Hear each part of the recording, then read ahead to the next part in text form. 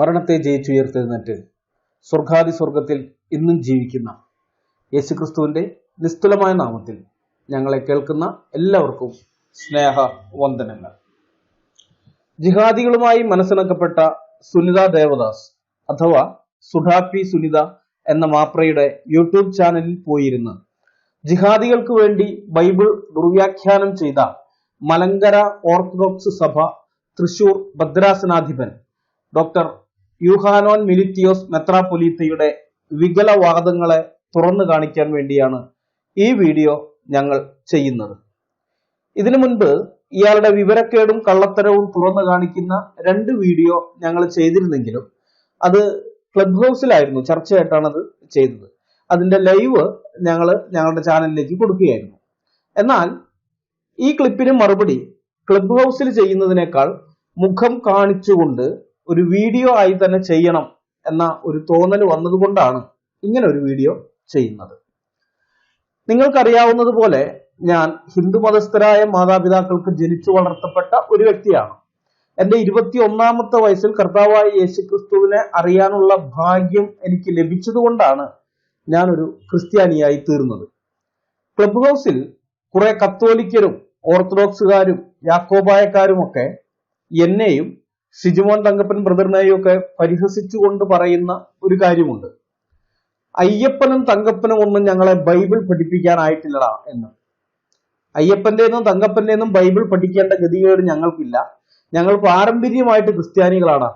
ഞങ്ങൾക്ക് ബൈബിൾ പഠിപ്പിച്ചു തരാൻ അച്ഛന്മാരും ബിഷപ്പുമാരും ഒക്കെ ഉണ്ടടാ എന്നൊക്കെയാണ് അവർ പറയാറുള്ളത്. ഇത് ഞാൻ വളരെ മാന്യമായ ഭാഷയിലാണ് പറഞ്ഞത്. യഥാർത്ഥത്തിൽ ഇങ്ങനെയൊന്നുമല്ല. അവർ പറയുന്ന ക്ലിപ്പ് അങ്ങനെ തന്നെ ഇവിടെ പ്ലേ ചെയ്യാൻ പറ്റുന്നതല്ല, അത്രയും മോശമാണ്. മാത്രമല്ല ജാതി അധിക്ഷേപവും ഉണ്ട്. തെറിവിളിയോടൊപ്പം തന്നെ ജാതി അധിക്ഷേപത്തിന്റെ അകമ്പടിയും ഉണ്ട്. കണ്ട പുലയനും പറയനും ഒന്നും ഞങ്ങളെ ബൈബിൾ പഠിപ്പിക്കാൻ വളർന്നിട്ടില്ലടാ എന്ന രീതിയിലാണ് അവർ സാധാരണയായി പറയാറുള്ളത്. അധികവും കത്തോലിക്കരാണ് ജാതി അധിക്ഷേപം നടത്താറുള്ളത്. മോശമായ രീതിയിൽ തെറിവിളി ആയാലും ജാതി അധിക്ഷേപം ആയാലും യാക്കോബായക്കാരും ഓർത്തഡോക്സുകാരും ഇല്ലെന്നല്ല, പക്ഷെ കൂടുതലും കത്തോലിക്കരാണ് അതൊക്കെ ചെയ്യാറുള്ളത്. ഇവരിങ്ങനെയൊക്കെ പറയുന്നത് കൊണ്ടാണ് ഇപ്പൊ ഞാൻ ഈ കേൾപ്പിക്കാൻ പോകുന്ന ഈ മിലിത്തിയോസ് മേത്രാന്റെ ക്ലിപ്പ് അത് ക്ലബ് ഹൗസിൽ ചർച്ച ചെയ്യാൻ നിൽക്കാതെ മുഖം കാണിച്ച് വീഡിയോ ആയിട്ട് തന്നെ ചെയ്യാം എന്ന് തീരുമാനിച്ചത്. ഞങ്ങൾക്ക് ബൈബിൾ പഠിപ്പിച്ചു തരാൻ ആൾക്കാരുണ്ടടാ എന്നും പറഞ്ഞ് ഇവർ അഹങ്കരിക്കുന്ന വലിയ പുള്ളികള് എങ്ങനെയാണ് ബൈബിളിനെ കാണുന്നത്, ബൈബിളിൽ പറഞ്ഞിരിക്കുന്ന കാര്യങ്ങളെ എങ്ങനെയൊക്കെയാണ് അവർ മനസ്സിലാക്കി വെച്ചിരിക്കുന്നത് എന്നുള്ള കാര്യം മുഖം കാണിച്ചുകൊണ്ട് തന്നെ നിങ്ങളോട് പറയണം എന്ന് എനിക്ക് തോന്നി. ഇസ്രായേൽ ജനം മിസ്രൈമിലെ അടിമത്തത്തിൽ നിന്നും രക്ഷപ്പെട്ടു വന്ന സംഭവത്തെക്കുറിച്ച് മലങ്കര ഓർത്തഡോക്സ് സഭ തൃശൂർ ഭദ്രാസനാധിപൻ ഡോക്ടർ യൂഹാനോൻ മിലിത്തിയോസ് മെത്രാപ്പൊലീത്ത സുനിതയുടെ ചാനലിൽ ചെന്നിരുന്ന് പറഞ്ഞത് എന്താണെന്ന് നമുക്കൊന്ന് കേട്ടു നോക്കാം. ഈജിപ്തിൽ കുടിയേറി തുടക്കത്തിൽ അവർക്ക് നല്ലൊരു സാഹചര്യം ഉണ്ടായിരുന്നു. പക്ഷെ അവിടുത്തെ ഭരണം മാറുന്നതോടുകൂടെ ഇവരെ അവിടുത്തെ കൺസ്ട്രക്ഷൻ സൈറ്റില് തൊഴിലാളികളാക്കുകയാണ് ചെയ്തത്. അത് പിത്തോം 2ാമൻ രാജാവിന്റെ പിത്തോം എന്ന് പറയുന്ന സ്ഥലത്ത്, അതായത് നൈൽ നദിയുടെ തീരത്താണ്, മെൻസിസ് 2ാമൻ എന്ന് പറയുന്ന രാജാവിന്റെ കാലത്താണ് ഇവരെ അടിമകളാകുന്നത്. ഈ അടിമത്വം എന്ന് പറയുന്നത് അടിസ്ഥാനപരമായി ഇവരുടെ സ്വത്വത്തിന് നിരക്കുന്നതല്ല, നിരന്തര സഞ്ചാരികളാണ്. അപ്പൊ സ്വാഭാവികമായിട്ടും അതിനെതിരെ ഒരു റെസിസ്റ്റൻസ് ഉണ്ടായി. ആ റെസിസ്റ്റൻസിന് കുറെ കാലം വേണ്ടി വന്നു ഭരണത്തിൽ നിന്ന് രക്ഷപ്പെടാൻ വേണ്ടിയിട്ട്. അത് മോശയുടെ നേതൃത്വത്തിലാണ് വരുന്നത്. മേത്തന്മാർക്ക് റാൻ മൂളുന്ന ഈ മേത്രാൻ പറഞ്ഞത് നിങ്ങൾ കേട്ടല്ലോ. ഇസ്രായേൽ ജനം ഈജിപ്തിൽ ചെന്ന് അടിമകളായി മാറിയത് അവരുടെ സ്വത്വത്തിന് നിരക്കുന്നതല്ല, അവർ നിരന്തര സഞ്ചാരികളായിരുന്നു അഥവാ നാടോടികളായിരുന്നു. അതുകൊണ്ട് തന്നെ അടിമത്തത്തിനെതിരായിട്ടുള്ള ഇസ്രായേൽ മക്കളുടെ ഒരു സ്വാഭാവിക പ്രതിരോധം ഉണ്ടായി. അതിന്റെ ഫലമായിട്ടാണ് അവർ ഈജിപ്തിൽ നിന്ന് വിടുവിക്കപ്പെടുന്നത്. മോശയുടെ നേതൃത്വത്തിലാണ് ഇസ്രായേൽ മക്കളുടെ ഈ റെസിസ്റ്റൻസ് അല്ലെങ്കിൽ പ്രതിരോധം ഉണ്ടായതെന്നാണ് മേത്ത് റാൻ പറയുന്നത്. നിങ്ങൾ എത്ര പേർ ശ്രദ്ധിച്ചെന്ന് എനിക്കറിയില്ല. ഇയാൾ ഇവിടെ സെൽഫ് കോൺട്രാഡിക്ഷൻ, സ്വയം ഖണ്ഡനം നടത്തുന്നുണ്ട്. അടിമത്തം എന്നുള്ളത് ഇസ്രായേൽ മക്കളുടെ സ്വത്വത്തിന് നിരക്കുന്നതല്ല, അതുകൊണ്ട് സ്വാഭാവികമായ ഒരു റെസിസ്റ്റൻസ് ഉണ്ടായി എന്ന് പറഞ്ഞിട്ട് ഇയാൾ പറയുന്നത് അതിന് കുറെ കാലം വേണ്ടി വന്നു എന്നാണ്. കുറെ കാലം, അതായത് ഇയാൾ പറയുന്നത് സത്യമാണെങ്കിൽ ഈ കുറെ കാലമൊന്നും വരില്ല. അവരുടെ സ്വത്വത്തിന് നിരക്കാത്തൊരു കാര്യമാണെങ്കിൽ ഫസ്റ്റ് ജനറേഷനിൽ തന്നെ അവരെ പിടിച്ചുകൊണ്ടുപോയ അല്ലെങ്കിൽ അവരെ അടിമകളാക്കിയ ആ സമയം മുതൽ തന്നെ പ്രതിരോധം ഉണ്ടാകേണ്ടതാണ്. അതുണ്ടായിട്ടില്ല. അയാൾ പറഞ്ഞ അതിന് കുറെ കാലം വേണ്ടി വന്നു. ബൈബിൾ അറിയാത്ത ആൾക്കാർ ചിന്തിക്കുക കുറെ കാലം എന്ന് പറയുമ്പോൾ ഒരു 10, 20, 30 കൊല്ലം അല്ലെങ്കിൽ ഒരു 50 കൊല്ലം. കുഞ്ഞുങ്ങളൊക്കെ ആയിരിക്കുന്ന സമയത്ത്, ആ അടിമകളാകുന്ന സമയത്ത് കുഞ്ഞുങ്ങളായിരിക്കുന്ന ആൾക്കാരൊക്കെ ഒന്ന് വളർന്നു വലുതായി വന്നു കഴിഞ്ഞപ്പോൾ ഒരു 40 കൊല്ലമൊക്കെ കഴിഞ്ഞ് പ്രതിരോധം ഉണ്ടായി വന്നു, അങ്ങനെയൊക്കെ ആയിരിക്കും തോന്നുക ബൈബിൾ അറിയാത്തവർക്ക്. പക്ഷെ കൃത്യം എത്രയാണെന്ന് ഇയാൾ പറയുന്നില്ല. ഈ കുറെ കാലം എന്ന് പറഞ്ഞാൽ എത്ര കാലമാണെന്ന് ഈ മേത്രാൻ പറയുന്നില്ല. ആ ചോദ്യം നമ്മൾ ബൈബിളിനോട് ചോദിച്ചാൽ ബൈബിൾ നമുക്ക് തരുന്ന ഉത്തരവുണ്ട്. എത്ര കാലമാണെന്ന് അറിയാമോ? 40 കൊല്ലം അല്ല, 50 കൊല്ലമൊന്നും അല്ല, 430 കൊല്ലം എന്നാണ്. നീണ്ട 430 കൊല്ലം, ഏതാണ്ട് ഒരു 4.5 നൂറ്റാണ്ടിനടുത്ത്. 20 കൊല്ലം കൂടിയായ 4.5 നൂറ്റാണ്ട് തികയും. അത്രയും കൊല്ലം അവരുടെ ആ സ്വത്വത്തിന് നിരക്കാത്ത ആ അടിമത്തത്തിൽ അവർ കഴിയായിരുന്നാണ് ഇയാൾ ഈ പറഞ്ഞത്. പുറപ്പാട് പുസ്തകം 12-ാം അധ്യായത്തിന്റെ 41, 42 വാക്യങ്ങളിൽ ഇസ്രായേൽ ജനം അവിടെ അടിമകളായിരുന്നു, അല്ലെങ്കിൽ മിസ്രൈമിൽ ഇരുന്ന കാലം എത്രയാണെന്നുള്ളത് പറയുന്നുണ്ട്. ഞാനത് വായിക്കാം. ഇസ്രായേൽ മക്കൾ മിസ്രൈമിൽ കഴിച്ച പരദേശവാസം 430 സംവത്സരമായിരുന്നു. 430 സംവത്സരം കഴിഞ്ഞിട്ട് ആ ദിവസം തന്നെ യഹോവയുടെ ഗണങ്ങൾ ഒക്കെയും മിസ്രൈം ദേശത്ത് നിന്ന് പുറപ്പെട്ടു. പുറപ്പാട് പുസ്തകം 12-ന്റെ 41, 42 വാക്യങ്ങൾ. മേത്രാൻ പറയുന്നതേ അലഞ്ഞു തിരിഞ്ഞ് നടന്നിരുന്ന ദേശാന്തരികളായിരുന്ന, അടിമത്വം പോയിട്ട് ഒരിടത്ത് സ്ഥിരതാമസം പോലും നടത്താൻ ഇഷ്ടപ്പെടാതിരുന്ന ഇസ്രായേൽ ജനം ഈജിപ്തിലെത്തിയിട്ട് 430 കൊല്ലം അവിടെ താമസിച്ചിരുന്നു എന്നാണ്. ഈ 430-ൽ കുറെ വർഷം അവർ സ്വാതന്ത്ര്യത്തോടെ ജീവിച്ചെങ്കിലും പിന്നീട് അവർ അടിമകളായി മാറി. അപ്പോഴും നൂറ്റാണ്ടുകളോളം അടിമകളായിട്ട് അവരവിടെ താമസിച്ചിരുന്നു. അതാണ് അയാൾ പറയുന്നത്. ആ അത്രയും നൂറ്റാണ്ടുകളിൽ അടിമകളായി ജനിച്ച് ജീവിച്ച് മരിച്ച പല തലമുറകളിൽപ്പെട്ട ലക്ഷക്കണക്കിന് വരുന്ന ഇസ്രായേൽ ജനങ്ങൾക്കാർക്കും തന്നെ അടിമത്തത്തിനെതിരെയുള്ള സ്വത്വബോധം ഉണർന്നില്ല. ഇയാൾ പറയുന്നത് അവരുടെ സ്വത്വത്തിന് നിരക്കുന്നതല്ല എന്നാണല്ലോ അടിമത്തം. അപ്പൊ ഈ ഇത്ര ആളുകൾക്ക് നൂറ്റാണ്ടുകളോളം അവിടെ ജനിച്ച് ജീവിച്ച് മരിച്ചുപോയ, അടിമകളായി തന്നെ മരിച്ചുപോയ ആൾക്കാർക്കൊന്നും സ്വത്വബോധം ഉണർന്നില്ല. അവരെല്ലാം അടിമത്തത്തെ അംഗീകരിച്ചു. അത് കഴിഞ്ഞ് പിന്നീടാണ് മോശയുടെ കാലത്ത് കഴിഞ്ഞപ്പോഴാണ് ഇത് നമ്മുടെ സ്വത്വത്തിന് നിരക്കുന്ന പരിപാടിയല്ലല്ലോ, നമ്മളിങ്ങനെ അടിമകളായിരിക്കുന്നത് ശരിയല്ലല്ലോ, അതുകൊണ്ട് നമുക്കൊരു പ്രതിരോധം ഉണ്ടാകും, ഒരു റെസിസ്റ്റൻസ്, ഒരു വിപ്ലവം, അടിമത്തത്തിൽ നിന്ന് മോചിപ്പിക്കപ്പെടാൻ വേണ്ടി, രക്ഷപ്പെടാൻ വേണ്ടി, വിമോചിക്കപ്പെടാൻ വേണ്ടി നമുക്ക് ഫറവോനെതിരെ ഒരു വിപ്ലവം നടത്താം, ഒരു പ്രതിരോധം അവരിൽ നിന്നുണ്ടായി. അതാണ് ഇയാൾ പറയുന്നത്. ഇതാണ് ഞാൻ പറഞ്ഞത്, ഇവന്മാരൊന്നും ബൈബിൾ വായിച്ചിട്ടില്ല, ഇവർക്ക് ബൈബിൾ എന്താണെന്ന് അറിഞ്ഞൂടാ, ഇവരൊക്കെ ആ കുപ്പായ ഇട്ട് അവിടെ ഇരിക്കുന്നതേ ഉള്ളൂ, അല്ലാതെ ബൈബിളിന്റെ അകത്ത് എന്താണുള്ള കാര്യമൊന്നും ഇവർക്ക് അറിഞ്ഞൂടാ, ഇവർ വായിച്ചിട്ടില്ല, ഇവർക്ക് അതുമായിട്ടൊരു ബന്ധമില്ല.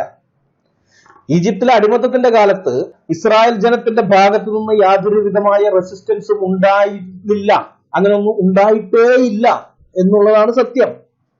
അവര് കരയുകയും ദൈവത്തോട് നിലവിളിക്കുകയും ചെയ്തിട്ടുണ്ട്, അതൊക്കെ ചെയ്തിട്ടുണ്ട്. പക്ഷെ മേത്തന്മാർക്ക് റാൻ മൂളുന്ന ഇയാള് പറയുന്നത് പോലെ അടിമത്തത്തിനെതിരെയുള്ള ഒരു പ്രതിരോധം അവരിൽ നിന്ന് ഒരിക്കലും ഉണ്ടായിട്ടില്ല, ഒരു കാലത്തും ഉണ്ടായിട്ടില്ല. ഞാനത് സന്ദർഭവശാൽ പറഞ്ഞതേ ഉള്ളൂ. ഇയാളുടെ സെൽഫ് കോൺട്രാഡിക്ഷൻ ഒന്നുമല്ല എന്റെ വിഷയം. ഇയാൾ ഈ പറഞ്ഞ കാര്യം എത്രമാത്രം ബൈബിൾ വിരുദ്ധമാണ്, എത്രമാത്രം ദൈവനിന്ദയാണ് എന്നുള്ളതാണ് എന്റെ വിഷയം. അതിനെക്കുറിച്ചാണ് ഞാൻ സംസാരിക്കാൻ ആഗ്രഹിക്കുന്നത്. ഇയാൾ പറയുന്നത് സഞ്ചാരികളായിരുന്ന ഇസ്രായേൽ ജനം അവരുടെ അലഞ്ഞുതിരിയലിന്റെ ഭാഗമായി ഈജിപ്തിൽ എത്തപ്പെടുകയും അവിടെ സ്ഥിരതാമസമാക്കുകയും പിൽക്കാലത്ത് അടിമകളായി മാറുകയുമായിരുന്നു എന്നാണല്ലോ. ഈ മേത്രാൻ ബൈബിളിൽ വിശ്വസിക്കുന്നില്ല. ഇയാൾ ബൈബിൾ വായിച്ചിട്ടുള്ള ആളാണെങ്കിൽ ഇയാൾ ബൈബിളിൽ വിശ്വസിക്കുന്ന ആളല്ല. കാരണം ബൈബിൾ ഇതിനെക്കുറിച്ച് എന്താണ് പറയുന്നത്? ബൈബിൾ വ്യക്തമായിട്ട് കാര്യം പറയുന്നുണ്ട്. ഇസ്രായേൽ മക്കളുടെ ഈജിപ്തിലെ അടിമത്തം ഇയാൾ പറയുന്നത് പോലെ യാദൃശ്ചികമായി സംഭവിച്ച ഒന്നല്ല. അവര് ചുമ്മാ അലഞ്ഞിരിഞ്ഞ് നടക്കുന്നതിനിടയിൽ ഈജിപ്തിലെത്തി, എന്നാൽ ശരി ഇനി കുറെ നാൾ ഈജിപ്തിൽ താമസിക്കാം എന്നും പറഞ്ഞ് ഈജിപ്തിൽ താമസിച്ചു, പിന്നീട് അടിമകളായിട്ട്, അങ്ങനെയൊന്നുമല്ല. അത് നടക്കുന്നതിനും അവർ അടിമകളായി പോകുന്നതിനും പല തലമുറകൾക്ക് മുമ്പേ തന്നെ ദൈവം പ്രവചിച്ചിരുന്ന ഒരു കാര്യമാണത്. യാദൃശ്ചികമായിട്ട് സംഭവിച്ചതല്ല, ഇങ്ങനെ സംഭവിക്കുമെന്ന് ദൈവത്തിന് മുന്നമേ അറിയാവുന്നതുകൊണ്ട് തന്നെ ദൈവം അത് മുമ്പേ പറഞ്ഞിട്ടുമുണ്ട്. ഉൽപ്പത്തി പുസ്തകം 15-ാം അധ്യായത്തിൽ അബ്രഹാമിനോടാണ് പറയുന്നത്. അബ്രഹാമുമായിട്ട് ഒരു ഉടമ്പടി ദൈവം ചെയ്യുന്നുണ്ട്. ആ ഉടമ്പടി ചെയ്യുന്ന സമയത്ത് പറയുന്നതാണ് ഉൽപ്പത്തി 15-ന്റെ 13 മുതൽ 17 വരെയുള്ള വാക്യങ്ങൾ. അപ്പോൾ അവൻ അബ്രാമിനോട്, നിന്റെ സന്തതി സ്വന്തമല്ലാത്ത ദേശത്ത് 400 സംവത്സരം പ്രവാസികളായിരുന്ന് ആ ദേശക്കാരെ സേവിക്കും. അവർ അവരെ പീഡിപ്പിക്കുമെന്ന് നീ അറിഞ്ഞുകൊള്ളുക. എന്നാൽ അവർ സേവിക്കുന്ന ജാതിയെ ഞാൻ വിധിക്കും. അതിന്റെ ശേഷം അവർ വളരെ സമ്പത്തോടും കൂടെ പുറപ്പെട്ടു പോരും. നീയോ സമാധാനത്തോടെ നിന്റെ പിതാക്കന്മാരോട് ചേരും. നല്ല വാർദ്ധക്യത്തിൽ അടക്കപ്പെടും. 4-ാം തലമുറക്കാർ ഇവിടേക്ക് മടങ്ങി വരും.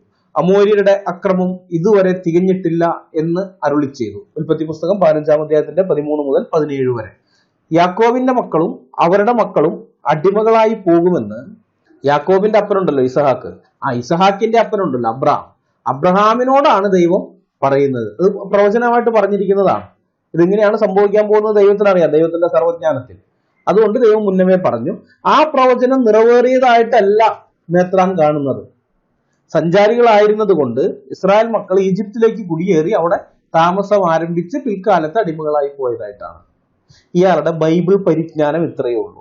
അല്ലെങ്കിൽ ബൈബിളിൽ എഴുതിയിരിക്കുന്ന കാര്യങ്ങൾ ഇയാൾ ഇത്രയേ വിശ്വസിക്കുന്നുള്ളൂ. അതിനൊന്നും ഒരു വിലയും ഇവർ കൊടുക്കുന്നില്ല. ദൈവവചനത്തിന് ഒരു വിലയും ഈ കുപ്പായിട്ട ടീമുകളും കൊടുക്കുന്നില്ല. അത് നിങ്ങൾ അറിഞ്ഞിരിക്കണം. ഇനി അതും പോട്ടെ എന്ന് വെക്കാം. അടുത്തതായി ഇയാൾ എന്താണ് പറയുന്നത്? അടിമത്തം എന്ന് പറയുന്നത് അടിസ്ഥാനപരമായി ഇസ്രായേൽ ജനങ്ങളുടെ സ്വത്വത്തിന് നിരക്കാത്തതായതുകൊണ്ട് സ്വാഭാവികമായി അവരിൽ നിന്ന് അടിമത്തത്തിനെതിരെ ഒരു റെസിസ്റ്റൻസ് ഉണ്ടായി. മോശയുടെ നേതൃത്വത്തിലാണ് ആ റെസിസ്റ്റൻസ് ഉണ്ടാകുന്നത്. അങ്ങനെയാണ് ഇസ്രായേൽ ജനം ഈജിപ്തിൽ നിന്ന് രക്ഷപ്പെട്ടു പോരുന്നതെന്നാണ്. നമുക്ക് ആ ക്ലിപ്പ് ഒന്നുകൂടി കേട്ടു നോക്കാം. ഈ അടിമത്വം എന്ന് പറയുന്നത് അടിസ്ഥാനപരമായി ഇവരുടെ സ്വത്വത്തിന് നിരക്കുന്നതല്ല, നിരന്തര സഞ്ചാരികളാണ്. അപ്പൊ സ്വാഭാവികമായിട്ടും അതിനെതിരെ ഒരു റെസിസ്റ്റൻസ് ഉണ്ടായി.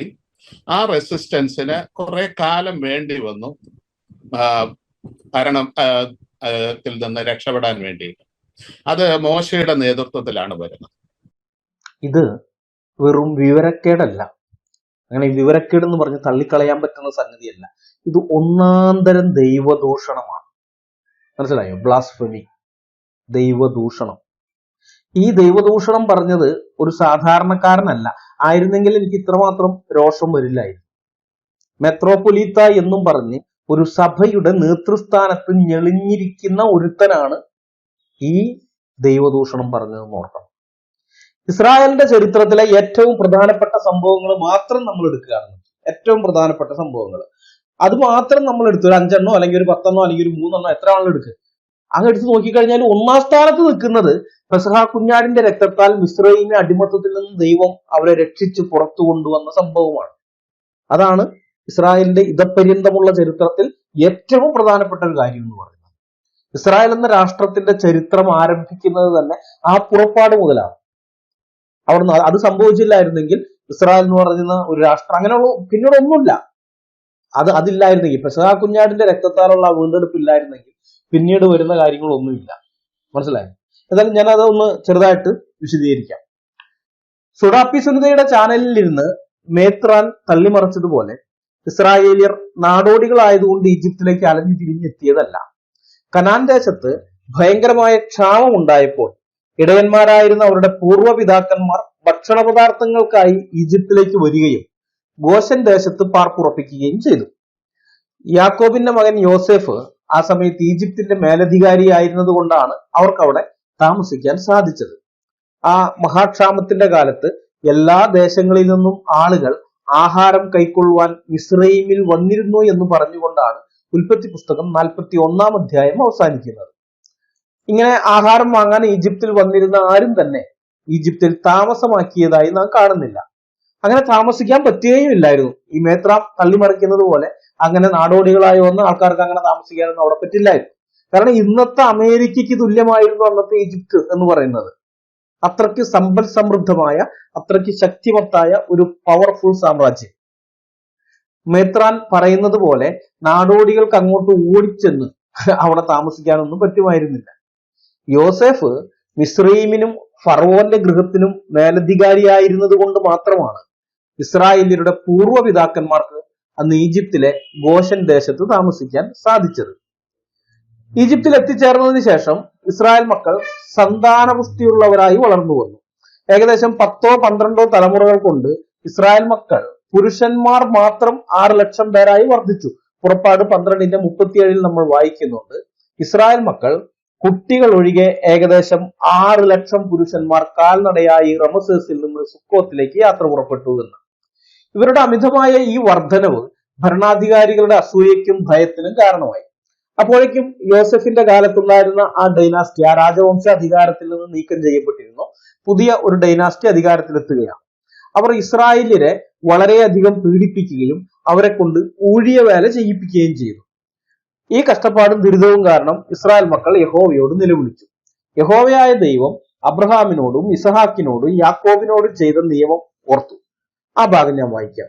പുറപ്പാട് പുസ്തകം 2-ാം അധ്യായത്തിന്റെ 23 മുതൽ 25 വരെയുള്ള വാക്യം. ഏറെ നാൾ കഴിഞ്ഞിട്ട് മിസ്രയീം രാജാവ് മരിച്ചു. ഇസ്രായേൽ മക്കൾ അടിമവേല നിമിത്തം നെടുവീർപ്പിട്ട് നിലവിളിച്ചു. അടിമവേല ഹേതുവായുള്ള നിലവിളി ദൈവസന്നിധിയിലെത്തി. ദൈവം അവരുടെ നിലവിളി കേട്ടു. ദൈവം അബ്രഹാമിനോടും ഇസഹാക്കിനോടും യാക്കോബിനോടും തനിക്കുള്ള നിയമവും ഓർത്തു. ദൈവം ഇസ്രായേൽ മക്കളെ കടാക്ഷിച്ചു. ദൈവം അറിഞ്ഞു. പുറപ്പാട് പുസ്തകം 2-ാം അധ്യായത്തിന്റെ 23 മുതൽ 25 വരെയുള്ള വാക്യങ്ങൾ. യഹോവയായ ദൈവം കത്തുന്ന മുൾപ്പടർപ്പിൽ മോശയ്ക്ക് പ്രത്യക്ഷനായി ഇസ്രായേൽ ജനത്തെ മോചിപ്പിക്കുവാൻ മോശയെ നിയോഗിച്ചു. ആ ഭാഗവും ഞാൻ വായിക്കാം. പുറപ്പാട് പുസ്തകം 3-ാം അധ്യായത്തിന്റെ 1 മുതൽ താഴോട്ടുള്ള വാക്യങ്ങൾ. മോശെ മിദ്യാനിലെ പുരോഹിതനും തന്റെ അമ്മായപ്പനുമായ യിത്രോവിന്റെ ആടുകളെ മേയിച്ചുകൊണ്ടിരുന്നു. അവൻ ആടുകളെ മരുഭൂമിക്കപ്പുറത്ത് ദൈവത്തിന്റെ പർവ്വതമായ ഹോരേബ് വരെ കൊണ്ടുചെന്നു. അവിടെ യഹോവയുടെ ദൂതൻ ഒരു മുൾപ്പടർപ്പിന്റെ നടുവിൽ നിന്ന് അഗ്നിജ്വാലയിൽ അവന് പ്രത്യക്ഷനായി. അവൻ നോക്കിയാറെ മുൾപ്പടർപ്പ് തീപിടിച്ച് കത്തുന്നതും മുൾപ്പടർപ്പ് വെന്തുപോകാതിരിക്കുന്നതും കണ്ടു. മുൾപ്പടർപ്പ് വെന്തുപോകാതിരിക്കുന്ന ഈ വലിയ കാഴ്ച എന്തെന്ന് ഞാൻ ചെന്ന് നോക്കട്ടെ എന്ന് മോശെ പറഞ്ഞു. നോക്കേണ്ടതിന് അവൻ വരുന്നത് യഹോവ കണ്ടപ്പോൾ ദൈവം മുൾപ്പടർപ്പിന്റെ നടുവിൽ നിന്ന് അവനെ മോശെ മോശെ എന്ന് വിളിച്ചു. അതിനവൻ ഇതാ ഞാൻ എന്ന് പറഞ്ഞു. അപ്പോൾ അവൻ ഇങ്ങോട്ടടുക്കരുത്, നീ നിൽക്കുന്ന സ്ഥലം വിശുദ്ധ ഭൂമിയാകയാൽ കാലിൽ നിന്ന് ചെരുപ്പ് അഴിച്ചു കളക എന്ന് കൽപ്പിച്ചു. ഞാൻ അബ്രഹാമിന്റെ ദൈവവും ഇസഹാക്കിന്റെ ദൈവവും യാക്കോബിന്റെ ദൈവവുമായി നിന്റെ പിതാവിന്റെ ദൈവം ആകുന്നു എന്നും അവൻ അരുളി ചെയ്തു. മോശെ ദൈവത്തെ നോക്കുവാൻ ഭയപ്പെട്ട് മുഖം മൂടി. യഹോവ അരുളി ചെയ്തത്, മിസ്രയീമിലുള്ള എന്റെ ജനത്തിന്റെ കഷ്ടത ഞാൻ കണ്ടു. ഊഴിയ വിചാരകന്മാർ നിമിത്തമുള്ള അവരുടെ നിലവിളിയും കേട്ടു. ഞാൻ അവരുടെ സങ്കടങ്ങൾ അറിയുന്നു. അവരെ മിസ്രയീമ്യരുടെ കയ്യിൽ നിന്ന് വിടുവിപ്പാനും ആ ദേശത്തു നിന്ന് നല്ലതും വിശാലവുമായ ദേശത്തേക്ക്, പാലും തേനും ഒഴുകുന്ന ദേശത്തേക്ക്, കനാന്യർ, ഹിത്യർ, അമോര്യർ, പെരിസ്യർ, ഹിവ്യർ, യബൂസ്യർ എന്നിവരുടെ സ്ഥലത്തേക്ക് അവരെ കൊണ്ടുപോകുവാനും ഞാൻ ഇറങ്ങി വന്നിരിക്കുന്നു. ഇസ്രായേൽ മക്കളുടെ നിലവിളി എന്റെ അടുക്കൽ എത്തിയിരിക്കുന്നു.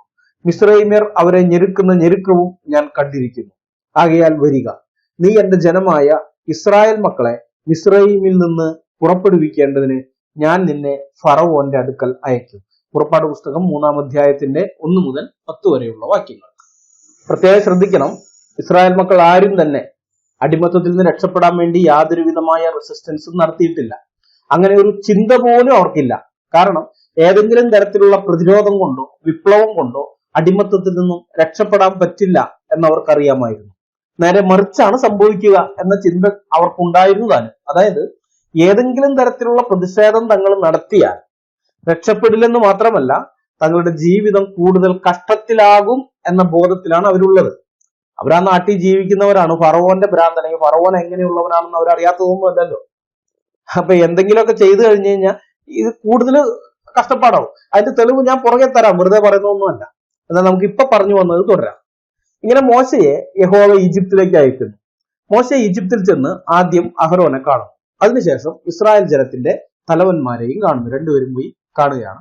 പുറപ്പാട് പുസ്തകം 4-ാം അധ്യായത്തിന്റെ 29 മുതൽ 31 വരെയുള്ള വാക്യങ്ങളിലാണ് ഞാൻ വായിക്കാം.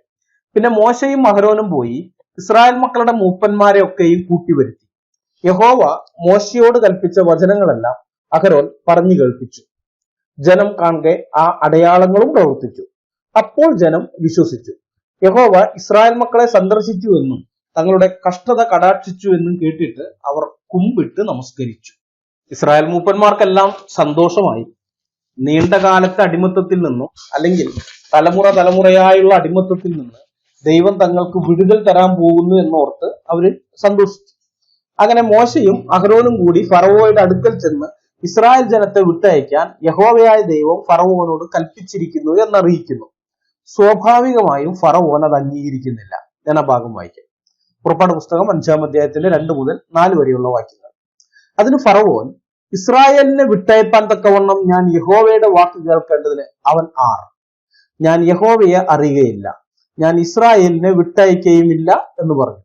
അതിനവർ, എബ്രായരുടെ ദൈവം ഞങ്ങൾക്ക് പ്രത്യക്ഷനായി വന്നിരിക്കുന്നു. അവൻ മഹാമാരിയാലോ വാളാലോ ഞങ്ങളെ ദണ്ഡിപ്പിക്കാതിരിക്കേണ്ടതിന് ഞങ്ങൾ 3 ദിവസത്തെ വഴി മരുഭൂമിയിൽ പോയി ഞങ്ങളുടെ ദൈവമായ യഹോവയ്ക്ക് യാഗം കഴിക്കട്ടെ എന്ന് പറഞ്ഞു. മിസ്രയീം രാജാവ് അവരോട്, മോശെ, അഹരോനെ, നിങ്ങൾ ജനങ്ങളുടെ വേല മിനക്കെടുത്തുന്നത് എന്ത്? നിങ്ങളുടെ ഊഴിയ വേലയ്ക്ക് പോകുവിൻ എന്ന് പറഞ്ഞു. പുറപ്പാട് 5-2 മുതൽ 4 വരെ.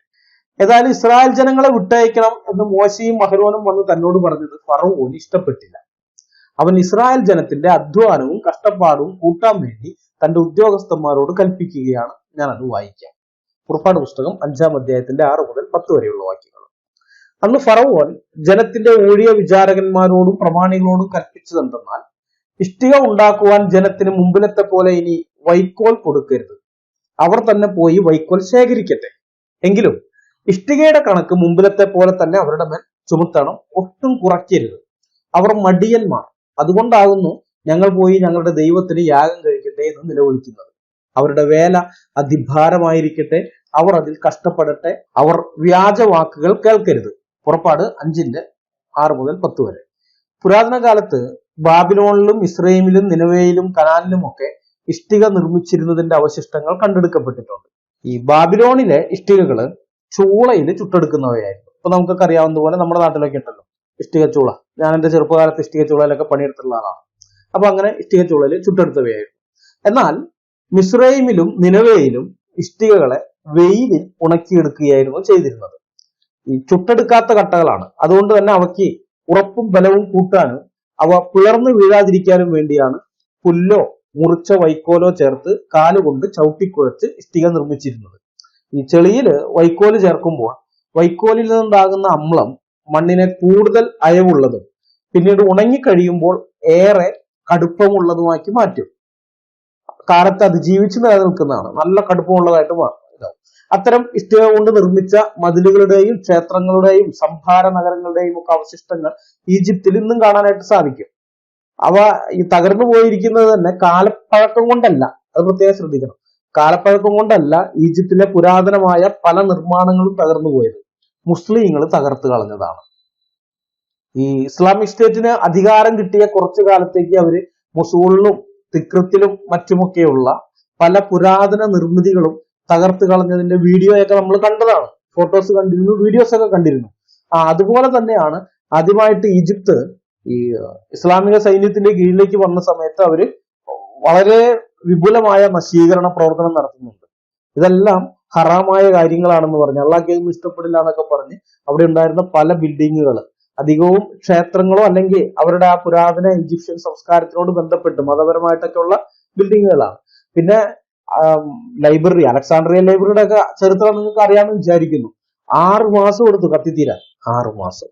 അത്ര വിപുലമായിരുന്നു ആ ലൈബ്രറി. അപ്പൊ അതുപോലെ അവര് പലതും നശിപ്പിച്ചിട്ടുണ്ട്. ഈ ഇഷ്ടികളുടെ കാര്യം ഞാൻ പറഞ്ഞപ്പോൾ സന്ദർഭവശാൽ പറഞ്ഞതേ ഉള്ളൂ. അങ്ങനെയൊക്കെയാണ് അത് നശിപ്പിച്ചത്. ഏതായാലും ഇന്നത്തെ ഈജിപ്തിലെ ഭരണാധികാരികളെ സംബന്ധിച്ച് വിനോദസഞ്ചാരം വഴി വിദേശ നാണ്യം നേടിത്തരുന്ന പൊന്മുട്ടയിടുന്ന താറാവുകളാണ് ഈ പുരാതന നിർമ്മിതികൾ. അപ്പൊ അത് മനസ്സിലായതുകൊണ്ട് ഈ ഭരണാധികാരികൾ ഇന്ന് അവയ്ക്ക് സംരക്ഷണം കൊടുക്കുന്നുണ്ട്. അത് നല്ല കാര്യം, കുറ്റം പറയാനൊന്നുമില്ല. അവര് വേറെ ഇതുകൊണ്ടൊന്നുമല്ല, ഇതിനെ കൊണ്ട് ചിക്കിളി കിട്ടുമോ ചില്ലറ കിട്ടുമോ എന്നുള്ളതുകൊണ്ട് മാത്രമാണ് അതൊക്കെ അവിടെ പോയി നിലനിർത്തിയിരിക്കുന്നത്. എന്ത് കാരണം കൊണ്ടായാലും നിലനിർത്തിയിരിക്കുന്നല്ലോ, അത് നല്ല കാര്യം. ഏതായാലും നമുക്ക് വിഷയത്തിലേക്ക് മടങ്ങി വരാം. അതുവരേക്കും ഇഷ്ടിക നിർമ്മാണത്തിനുള്ള കളിമണ്ണ് ഇസ്രായേൽ ജനം നൈൽ നദിയിൽ നിന്ന് എടുക്കുകയും വൈക്കോല് രാജഭടന്മാർ കൊടുക്കുകയുമാണ് ചെയ്തിരുന്നത്. എന്നാൽ ഇസ്രായേൽ ജനത്തെ വിട്ടയക്കണമെന്ന് മോശയും അഹരോനും ആവശ്യപ്പെട്ടതിന്റെ ദേഷ്യത്തിൽ ഫറവോ വൈക്കോല് കൊടുക്കുന്നത് നിർത്തി. കളിമണ്ണ് മാത്രമല്ല, ഇനി മുതൽ വൈക്കോലും ഇസ്രായേൽ മക്കൾ എവിടെ നിന്നെങ്കിലും കണ്ടുപിടിച്ചുകൊണ്ട് തന്നെ അവര് തന്നെ കൊണ്ടുവരണമാണ്. വൈകുന്നേരമായിട്ട് കണക്ക് നോക്കുമ്പോൾ ഇതിനു മുമ്പ് ഓരോ ദിവസവും എത്ര ഇഷ്ടികയാണ് ഉണ്ടാക്കിയിരുന്നത് അത്ര ഇഷ്ടിക തന്നെ ഉണ്ടാക്കിയതായിട്ട് കാണുകയും വേണം. അപ്പൊ അത് എത്ര ബുദ്ധിമുട്ടാണെന്ന് ചിന്തിച്ചു നോക്കാം, നമുക്ക് ഊഹിക്കാവുന്നതേ ഉള്ളൂ. ഇവിടെയാണ് ഞാൻ നേരത്തെ പറഞ്ഞത്, കേവലം ഞങ്ങളുടെ ദൈവത്തെ ആരാധിക്കാൻ വേണ്ടി അവരൊന്ന് 3 ദിവസത്തേക്കൊന്ന് വിട്ടയക്കണം എന്ന് പറഞ്ഞതിന്റെ പേരിലാണ് ഫറവോൻ ഇങ്ങനെ ഇടപെടുന്നത്.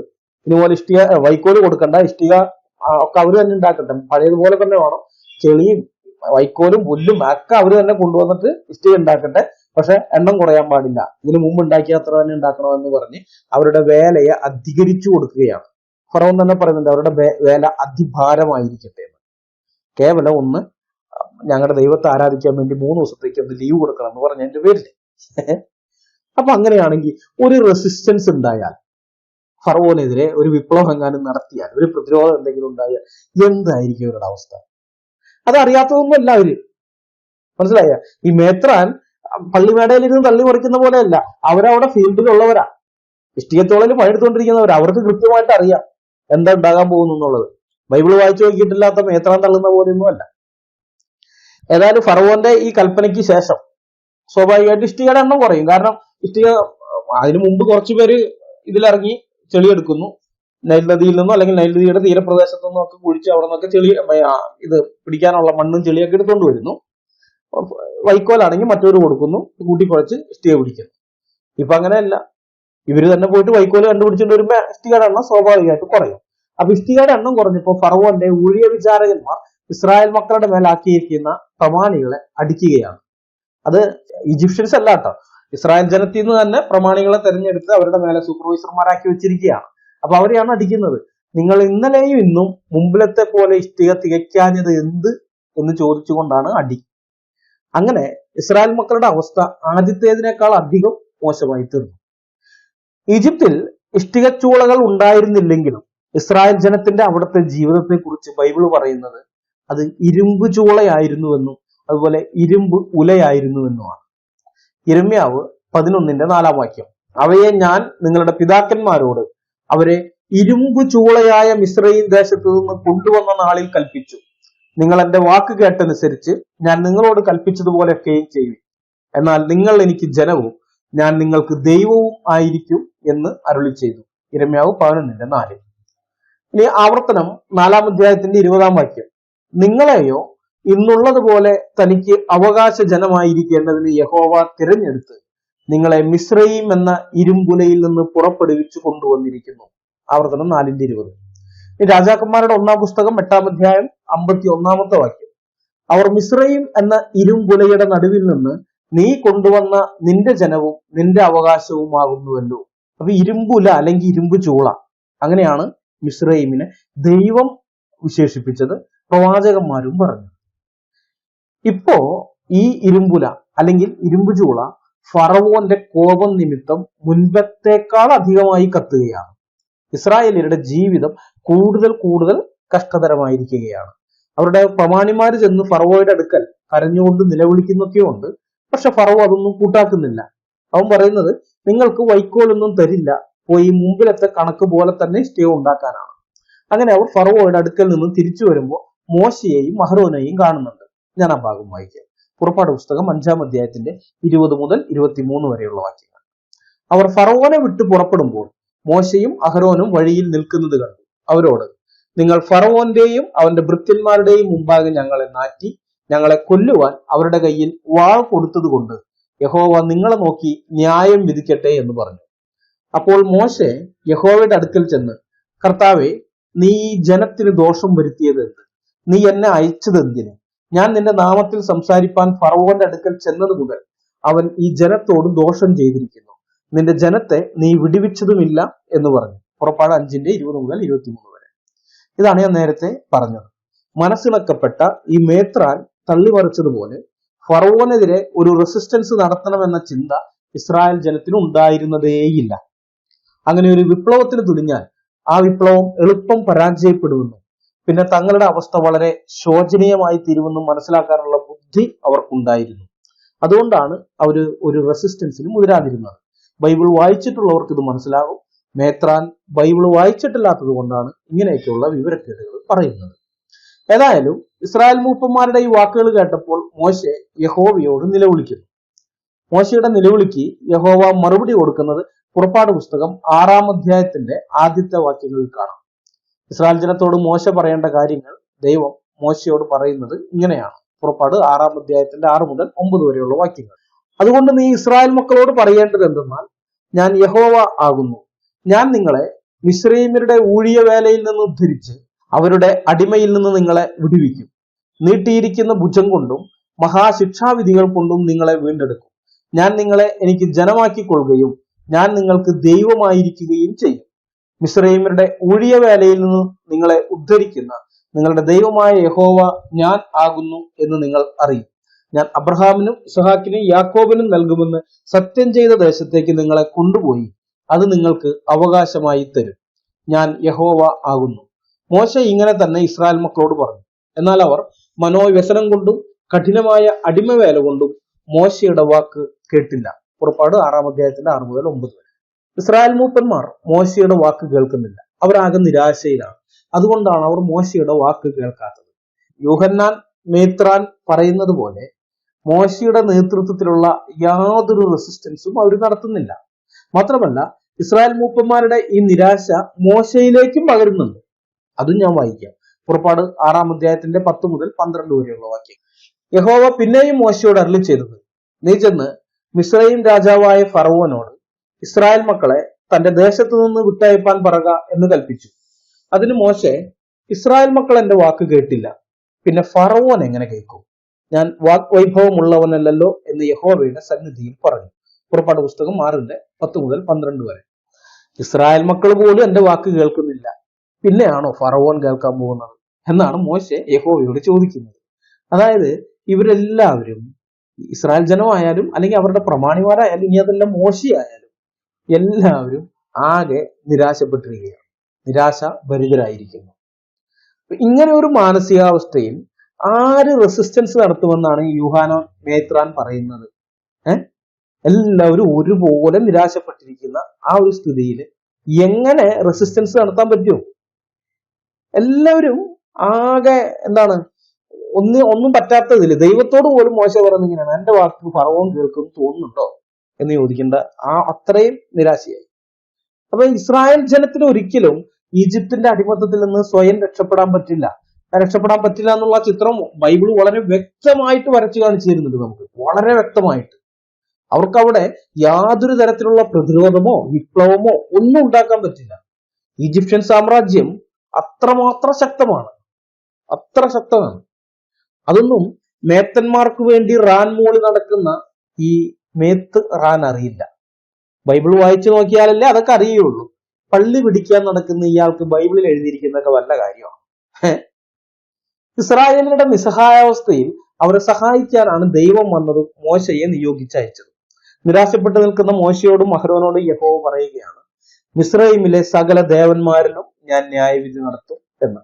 പിന്നീട് നമ്മൾ കാണുന്നതും അത് തന്നെയാണ്. നൈൽ നദി മിസ്രയീമ്യർക്ക് ദൈവമായിരുന്നു. ആ നദിയിലുള്ള മത്സ്യങ്ങളും തവളകളും ഒക്കെ അവർക്ക് ദൈവമായിരുന്നു. അതുപോലെ ഈച്ചകളും പൂച്ചകളും കല്ലുകളും മരങ്ങളും ഒരുമാതിരി മൃഗങ്ങളും പറവകളടക്കം പലതും അവർക്ക് ദൈവങ്ങളായിരുന്നു. ഈജിപ്തിൽ മോശ മുഖാന്തരം യഹോവയായ ദൈവം വരുത്തിയ 9 ബാധകളും മിസ്രയീമർ ദേവന്മാരെന്ന് കരുതി പൂജിച്ചു വന്നിരുന്നവയുടെ മേലുള്ള ദൈവത്തിന്റെ ന്യായവിധിയായിരുന്നു. മനസ്സിലായോ? ഈ 9 നമ്മൾ നോക്കിക്കഴിഞ്ഞാൽ നൈൽ നദി ആയാലും തവള കയറി വരുന്നുണ്ട്, നായിച്ച വരുന്നുണ്ട്, പേൻ വരുന്നുണ്ട്, ഇങ്ങനെ ഓരോന്നോരോന്നൊക്കില്ല. ഇതൊക്കെ ഇവർക്ക് ദൈവങ്ങളായിരുന്നു. അതിന്റെ മേലാണ് ന്യായവിധി നടത്തുന്നത്. ഈ ദൈവങ്ങളൊന്നും നിങ്ങളെ രക്ഷിക്കില്ല, നിങ്ങളുടെ ജീവിതം ആകെപ്പാടെ കൂടെ ബുദ്ധിമുട്ടിലാക്കിയുള്ളൂ, നാശാഘോഷമാക്കിയുള്ളൂ എന്ന് ഈ ഈജിപ്ഷ്യൻ ജനത്തിന് ദൈവം കാണിച്ചു കൊടുക്കുകയായിരുന്നു. അതാണ് ഈ 9 ന്യായവിധി. എന്നാൽ ഈ 9 ന്യായവിധികൾ കൊണ്ടും ഇസ്രായേൽ ജനത്തിന് വിടുതൽ കിട്ടിയില്ല. ഫറവോൻ വിട്ടയച്ചില്ല. 10ാമത്തെ ബാധയായ കടിഞ്ഞൂൽ സംഹാരത്തിന് ശേഷമാണ് ഫറവോ ഇസ്രായേൽ ജനത്തെ വിട്ടയച്ചത്. ഈ വിടുതൽ ഇസ്രായേലിന്റെ ചരിത്രത്തിലെ ഏറ്റവും പ്രധാനപ്പെട്ട സംഭവമാണ്. ദൈവത്തിന്റെ ശക്തിയുടെയും മഹത്വത്തിന്റെയും പ്രദർശനമായിട്ടാണ് ബൈബിൾ ഈ സംഭവത്തെ കുറിച്ച് വിവരിക്കുന്നത്. അത് പഞ്ചഗ്രന്ഥങ്ങളിലായാലും അതല്ല സങ്കീർത്തനങ്ങളിലായാലും ചരിത്ര പുസ്തകങ്ങളിലായാലും പ്രവചന ഗ്രന്ഥങ്ങളിലായാലും യഹോവയായ ദൈവത്തിന്റെ ശക്തിയെയും ഭുജവീര്യത്തെയും മഹത്വത്തെയും വെളിപ്പെടുത്തുന്ന ഒന്നായിട്ടാണ് ഈ കാര്യം രേഖപ്പെടുത്തിയിരിക്കുന്നത്. അതിനെയാണ് ഈ പള്ളിപിടുത്തക്കാരൻ മേത്രാൻ മോശയുടെ നേതൃത്വത്തിലുള്ള റെസിസ്റ്റൻസിന്റെ ഫലമായുള്ള വിമോചനമായിട്ട് സുഡാപ്പി സുനിതയുടെ ചാനലിൽ ചെന്നിരുന്നു പറഞ്ഞത്. അവിശ്വാസികളുടെ മധ്യേ ദൈവത്തിന് മഹത്വം കിട്ടുന്ന കാര്യം പറയാൻ ഇയാൾക്ക് അലർജിയാണ്, ലജ്ജയാണ്. ദൈവനാമം ദുഷിക്കുന്ന കാര്യങ്ങൾ ചെയ്യാനും പറയാനും ഇയാൾക്ക് വല്ലാത്ത ആവേശവുമാണ്. ഈ പള്ളി പിടിക്കാനൊക്കെ നടന്നിട്ട് നാട്ടുകാരുടെ മുമ്പിൽ ഇതാണോ ക്രിസ്ത്യാനിറ്റി എന്ന് ചോദിച്ച് കർത്താവിന്റെ നാമത്തെ ദുഷിപ്പിക്കുന്നതിൽ പ്രധാനിയാണ് ഇയാള്. അതിനൊന്നും ഇയാൾക്കൊരു മടിയില്ല. പക്ഷെ ദൈവത്തിന് മഹത്വം കിട്ടുന്ന കാര്യങ്ങൾ പറയാൻ, ദൈവത്തിന്റെ ശക്തിയും ദൈവത്തിന്റെ മഹത്വവും ദൈവത്തിന്റെ ഭുജവീര്യവും ദൈവത്തിന്റെ ബലവും ഒക്കെ വെളിപ്പെടുത്തുന്നതായ കാര്യം പറയുവാൻ, അത് കേട്ടിട്ട് ആരെങ്കിലും ഈ ദൈവത്തെ കുറിച്ചൊന്ന് അറിയണമല്ലോ എന്ന് ചിന്തിച്ച് ആ ദൈവത്തെ അന്വേഷിക്കുക, അതൊന്നും ഇയാൾക്ക് പറ്റുകയില്ല. അങ്ങനെയുള്ള കാര്യങ്ങളൊന്നും ഇയാളില്ല. മനസ്സിലായ? ഞാൻ ബൈബിളിൽ നിന്ന് ചില വാക്യങ്ങൾ വായിക്കാം. ഇസ്രായേൽ ജനത്തിനെ യഹോവയായ ദൈവം മിസ്രയീമിൽ നിന്ന് വിടുവിച്ചതിനെ കുറിച്ച് ബൈബിളിൽ എഴുതിയിരിക്കുന്ന വാക്യങ്ങൾ ധാരാളം വാക്യങ്ങളുണ്ട്. എങ്കിലും വിസ്തരഭയത്താൽ കുറച്ച് വാക്യങ്ങൾ മാത്രമേ ഞാൻ വായിക്കുന്നുള്ളൂ. നിങ്ങളത് മനസ്സിലാക്കാൻ വേണ്ടിയാണ് ഈ ഒരു സംഭവം, ഇത് എത്ര പ്രധാനപ്പെട്ട ഒന്നായിട്ടാണ് ബൈബിളിൽ രേഖപ്പെടുത്തിയിരിക്കുന്നത് എന്നുള്ളത്. ആവർത്തന പുസ്തകം 4-ാം അധ്യായത്തിന്റെ 34-ാമത്തെ വാക്യം. നിങ്ങളുടെ ദൈവമായ യഹോവ മിസ്രയീമിൽ വെച്ച് നീ കാണുക നിങ്ങൾക്ക് വേണ്ടി ചെയ്തതുപോലെയൊക്കെയും പരീക്ഷകൾ, അടയാളങ്ങൾ, അത്ഭുതങ്ങൾ, യുദ്ധം, ബലമുള്ള കൈ, നീട്ടിയ ഭുജം, വലിയ ഭയങ്കര പ്രവൃത്തികൾ എന്നിവയാൽ ദൈവം ഒരു ജാതിയെ മറ്റൊരു ജാതിയുടെ നടുവിൽ നിന്ന് തനിക്കായി ചെന്നെടുപ്പാൻ ഉദ്യമിച്ചിട്ടുണ്ടോ? ആവർത്തനം 4:34. അപ്പൊ മോശ ചോദിക്കുകയാണ്, ഇസ്രായേൽ ജനത്തോട് ചോദിക്കുകയാണ്, നിങ്ങളുടെ ദൈവമായ യഹോവ മിസ്രയീമിൽ വെച്ച് നിങ്ങൾക്ക് വേണ്ടി, അതായത് നിങ്ങൾ കാണുക തന്നെ, നിങ്ങളുടെ മുമ്പാകെ, നിങ്ങൾ ദൃക്സാക്ഷികളായ കാര്യങ്ങളാണല്ലോ കണ്ടിട്ടുള്ളത്, നിങ്ങൾ നേരിട്ട് കണ്ടതല്ലേ കാര്യങ്ങൾ. എന്തൊക്കെയാണ്? പരീക്ഷകൾ, അടയാളങ്ങൾ, അത്ഭുതങ്ങൾ, യുദ്ധം, ബലമുള്ള കൈ, നീട്ടിയ ഭുജം, വലിയ ഭയങ്കര പ്രവൃത്തികൾ. ഇത്രയും കാര്യങ്ങൾ മോശ അക്കമിട്ട് തരുന്നതാണ്. അതിനെയാണ് ഈ മേത്രാൻ മോശയുടെ നേതൃത്വത്തിലുള്ള റെസിസ്റ്റൻസ് എന്ന് പറയുന്നത്. മനസ്സിലായത്? ദൈവത്തിന്റെ അത്രമാത്രം പ്രവൃത്തികൾ അവിടെ മോശ അക്കമിട്ട് പറയുന്നുണ്ട്, ദൈവത്തിന്റെ ഓരോ കാര്യങ്ങളും അവിടെ. അതിനെയാണ് ഇയാള് അത് മോശയുടെ നേതൃത്വത്തിലുള്ള റെസിസ്റ്റൻസ് ആയിരുന്നു എന്ന് പറയുന്നത്. ഇനി ആവർത്തനം 4:38. നിന്നേക്കാൾ വലിപ്പവും ബലവുമുള്ള ജാതികളെ നിന്റെ മുമ്പിൽ നിന്ന് നീക്കിക്കളയുവാനും ഇന്നുള്ളതുപോലെ അവരുടെ ദേശത്തെ നിനക്ക് അവകാശമായി തരേണ്ടതിന് നിന്നെ കൊണ്ടുപോയാക്കുവാനും തന്റെ സാന്നിധ്യവും മഹാശക്തിയും കൊണ്ട് മിസ്രയീമിൽ നിന്ന് നിന്നെ പുറപ്പെടുവിച്ചു. ഇവിടെയും ദൈവം അവരെ പുറപ്പെടുവിച്ചു കൊണ്ടുവന്നു എന്നാണ് മോശ പറയുന്നത്. അല്ലാതെ എന്റെ നേതൃത്വത്തിൽ ഒരു റെസിസ്റ്റൻസ് ഉണ്ടാക്കിയിട്ട് നമ്മൾ രക്ഷപ്പെട്ടു പോകുന്നതാണല്ലോ എന്നല്ല മോശ പറഞ്ഞത്. കേട്ടോ മേത്രാനെ? വല്ലപ്പോഴൊക്കെ ഒന്ന് ബൈബിൾ വായിച്ചു നോക്കിയാൽ മനസ്സിലാവും. മോശയുടെ നേതൃത്വത്തിലുള്ള റെസിസ്റ്റൻസ് ആയിരുന്നില്ല. യഹോവയായ ദൈവം തന്റെ ശക്തിയും തന്റെ ഭുജവീര്യവും തന്റെ ബലവും വെളിപ്പെടുത്തിക്കൊണ്ടാണ് അവരെ അവിടുന്ന് വിടുവിച്ചു കൊണ്ടുവന്നത്. ആവർത്തനം 9:29. അവർ നിന്റെ മഹാബലം കൊണ്ടും നീട്ടിയ ഭുജം കൊണ്ടും നീ പുറപ്പെടുവിച്ചു കൊണ്ടുവന്ന നിന്റെ ജനവും നിന്റെ അവകാശവുമല്ലോ. ആവർത്തനം 9:29. മോശ പറയുന്നതാണ്, ദൈവത്തോട് പറയുന്നത്. ഞാൻ അവരെ വിടുവിച്ചു കൊണ്ടുവന്നു എന്നല്ല, എന്റെ നേതൃത്വത്തിൽ ഒരു റെസിസ്റ്റൻസ് ഉണ്ടാക്കിയിട്ട് ഞങ്ങൾ അവിടെ നിന്ന് സ്വയം വിമോചിതരായി പോകുന്നുവെന്നും അല്ല മോശ പറയുന്നത്. ദൈവത്തോട് പറയാണ്, ദൈവമേ, അവര് നിന്റെ ജനമാണ്, നിന്റെ അവകാശമാണ്. എങ്ങനെയുള്ള ജനം? വെറുതെ കുറച്ച് ആൾക്കാരെ പിടിച്ച് ഇതൊക്കെ എന്റെ ജനം എന്ന് പറയുകയല്ല. തന്റെ മഹാബലം കൊണ്ടും നീട്ടിയ ഭുജം കൊണ്ടും വിടുവിച്ച് രക്ഷിച്ചു കൊണ്ടുവന്ന, അവിടുന്ന് പുറപ്പെടുവിച്ചു കൊണ്ടുവന്ന ജനം. അങ്ങനെയാ പറയുന്നത്. അല്ലാണ്ട് ഈ മേത്രാൻ പറയുന്നത് പോലെയല്ല സംഗതി. 2 രാജാക്കന്മാർ 17:36. നിങ്ങളെ മഹാശക്തി കൊണ്ടും നീട്ടിയ ഭുജം കൊണ്ടും മിസ്രയീം ദേശത്തു നിന്ന് കൊണ്ടുവന്ന യഹോവയെ മാത്രം ഭജിക്കുകയും അവനെ മാത്രം നമസ്കരിക്കുകയും അവന് മാത്രം യാഗം കഴിക്കുകയും വേണം. 2 രാജാക്കന്മാർ 17:36. അപ്പൊ ഇവിടെയും പറയുന്നത് അത് തന്നെയാണ്. മോശയുടെ നേതൃത്വത്തിൽ റെസിസ്റ്റൻസ് ഉണ്ടാക്കിയിട്ട് നിങ്ങൾ അവിടുന്ന് രക്ഷപ്പെട്ടു പോകുന്ന ആളുകളാണെന്നല്ല പറയുന്നത്. മഹാശക്തി കൊണ്ടും നീട്ടിയ ഭുജം കൊണ്ടും ഇസ്രായേൽ ദേശത്തു നിന്ന് യഹോവയാണ് നിങ്ങളെ വിടുവിച്ചു കൊണ്ടുവന്നതെന്നാണ് പറയുന്നത്. നെഹമ്യാവ് 1:10. അവർ നിന്റെ മഹാശക്തി കൊണ്ടും ബലമുള്ള കൈകൊണ്ടും നീ വീണ്ടെടുത്ത നിന്റെ ദാസന്മാരും നിന്റെ ജനവുമല്ലോ. ഇനി സങ്കീർത്തനത്തിലേക്ക് വരുമ്പോൾ മനസ്സിലാക്കണം, ബൈബിളിനെ പഴയ നിയമത്തിന് 3ആയിട്ടാണ് തിരിച്ചിരിക്കുന്നത്. നമുക്കറിയാം, തോറ, നെബുവീം, കെത്തുവീം. അതായത് തോറ ആയത് 5 പുസ്തകം, പിന്നെ നെബുവീം, നബി എന്ന് പറഞ്ഞ പ്രവാചക പുസ്തകങ്ങൾ, പിന്നെ കെത്തുവീം എഴുത്തുകൾ. അങ്ങനെയായിട്ടാണ് 3ആയിട്ട്. ഈ 3-നകത്തും ഇതേ കാര്യം പറയുന്നുണ്ട്. ഇത് അത്ര പ്രധാനപ്പെട്ടതാണ്. അതുകൊണ്ടാണ് ഈ 3 അത് വന്നിരിക്കുന്നത്. മനസ്സിലായ? ഈ അല്ലെങ്കിൽ 3 കാറ്റഗറിയിൽ തിരിച്ചിരിക്കുന്ന ഭാഗങ്ങളിലല്ല. അതായത് തോറയിലുണ്ട്, നെബുവീമിലുണ്ട്, അഥവാ പ്രവാചക പുസ്തകങ്ങളിലുണ്ട്. അത് നമ്മൾ പിന്നീട് നോക്കാം. ഇപ്പൊ ഇതുവരെ പ്രവാചക പുസ്തകങ്ങളിലേക്ക് എത്തിയിട്ടില്ല. പിന്നെ എഴുത്തുകൾ എന്ന് പറയുമ്പോൾ അതിൻ്റെ അകത്ത് സങ്കീർത്തനം, ഈ കെത്തുവി എന്നൊക്കെ പറയുന്നതിൽ വരുന്നതാണ്. സങ്കീർത്തനവും നെഹമ്യാവും ഒക്കെ അതിൽ വരുന്നതാണ്. രാജാക്കന്മാരുടെ പുസ്തകമൊക്കെ അതിൻ്റെ അകത്ത് വരുന്നതാണ്. ഇനി നമുക്ക് സങ്കീർത്തനം നോക്കാം. സങ്കീർത്തനം 77:14-15 വാക്യങ്ങൾ. നീ അത്ഭുതം പ്രവർത്തിക്കുന്ന ദൈവമാകുന്നു. നിന്റെ ബലത്തെ നീ ജാതികളുടെ ഇടയിൽ വെളിപ്പെടുത്തിയിരിക്കുന്നു. തൃക്കൈ കൊണ്ട് നീ നിന്റെ ജനത്തെ വീണ്ടെടുത്തിരിക്കുന്നു, യാക്കോബിന്റെയും യോസേഫിന്റെയും മക്കളെ തന്നെ. തൃക്കൈ കൊണ്ട് നീ വീണ്ടെടുത്തിരിക്കുന്നു. അല്ലാതെ മോശെ റെസിസ്റ്റൻസ് നടത്തിയിട്ട് അവരെ അവിടെ നിന്ന് വീണ്ടെടുത്ത് കൊണ്ടുവന്നു എന്നല്ല സങ്കീർത്തനത്തിൽ പറഞ്ഞിരിക്കുന്നത്. അടുത്ത സങ്കീർത്തനം 106:8. എന്നിട്ടും അവൻ തന്റെ മഹാശക്തി വെളിപ്പെടുത്തേണ്ടതിന് തന്റെ നാമനിമിത്തം അവരെ രക്ഷിച്ചു. മോശെ റെസിസ്റ്റൻസ് നടത്തി രക്ഷിച്ചു എന്നല്ല, ദൈവം തന്റെ മഹാശക്തി വെളിപ്പെടുത്തേണ്ടതിന്. ഈ ജനം ആകെ കൊള്ളരുതാത്തവരാണെങ്കിലും അനുസരണക്കേടും മറ്റു എല്ലാ ഇവരിലുണ്ടെങ്കിലും ദൈവം തന്റെ മഹാശക്തി വെളിപ്പെടുത്തേണ്ടതിന് തന്റെ നാമം നിമിത്തം അവരെ അവിടുന്ന് രക്ഷിക്കുകയാണ് ചെയ്തത്. ഇനി പ്രവാചക പുസ്തകം നെബുവീം യെശയ്യാവ് 63:12-13 വാക്യങ്ങൾ.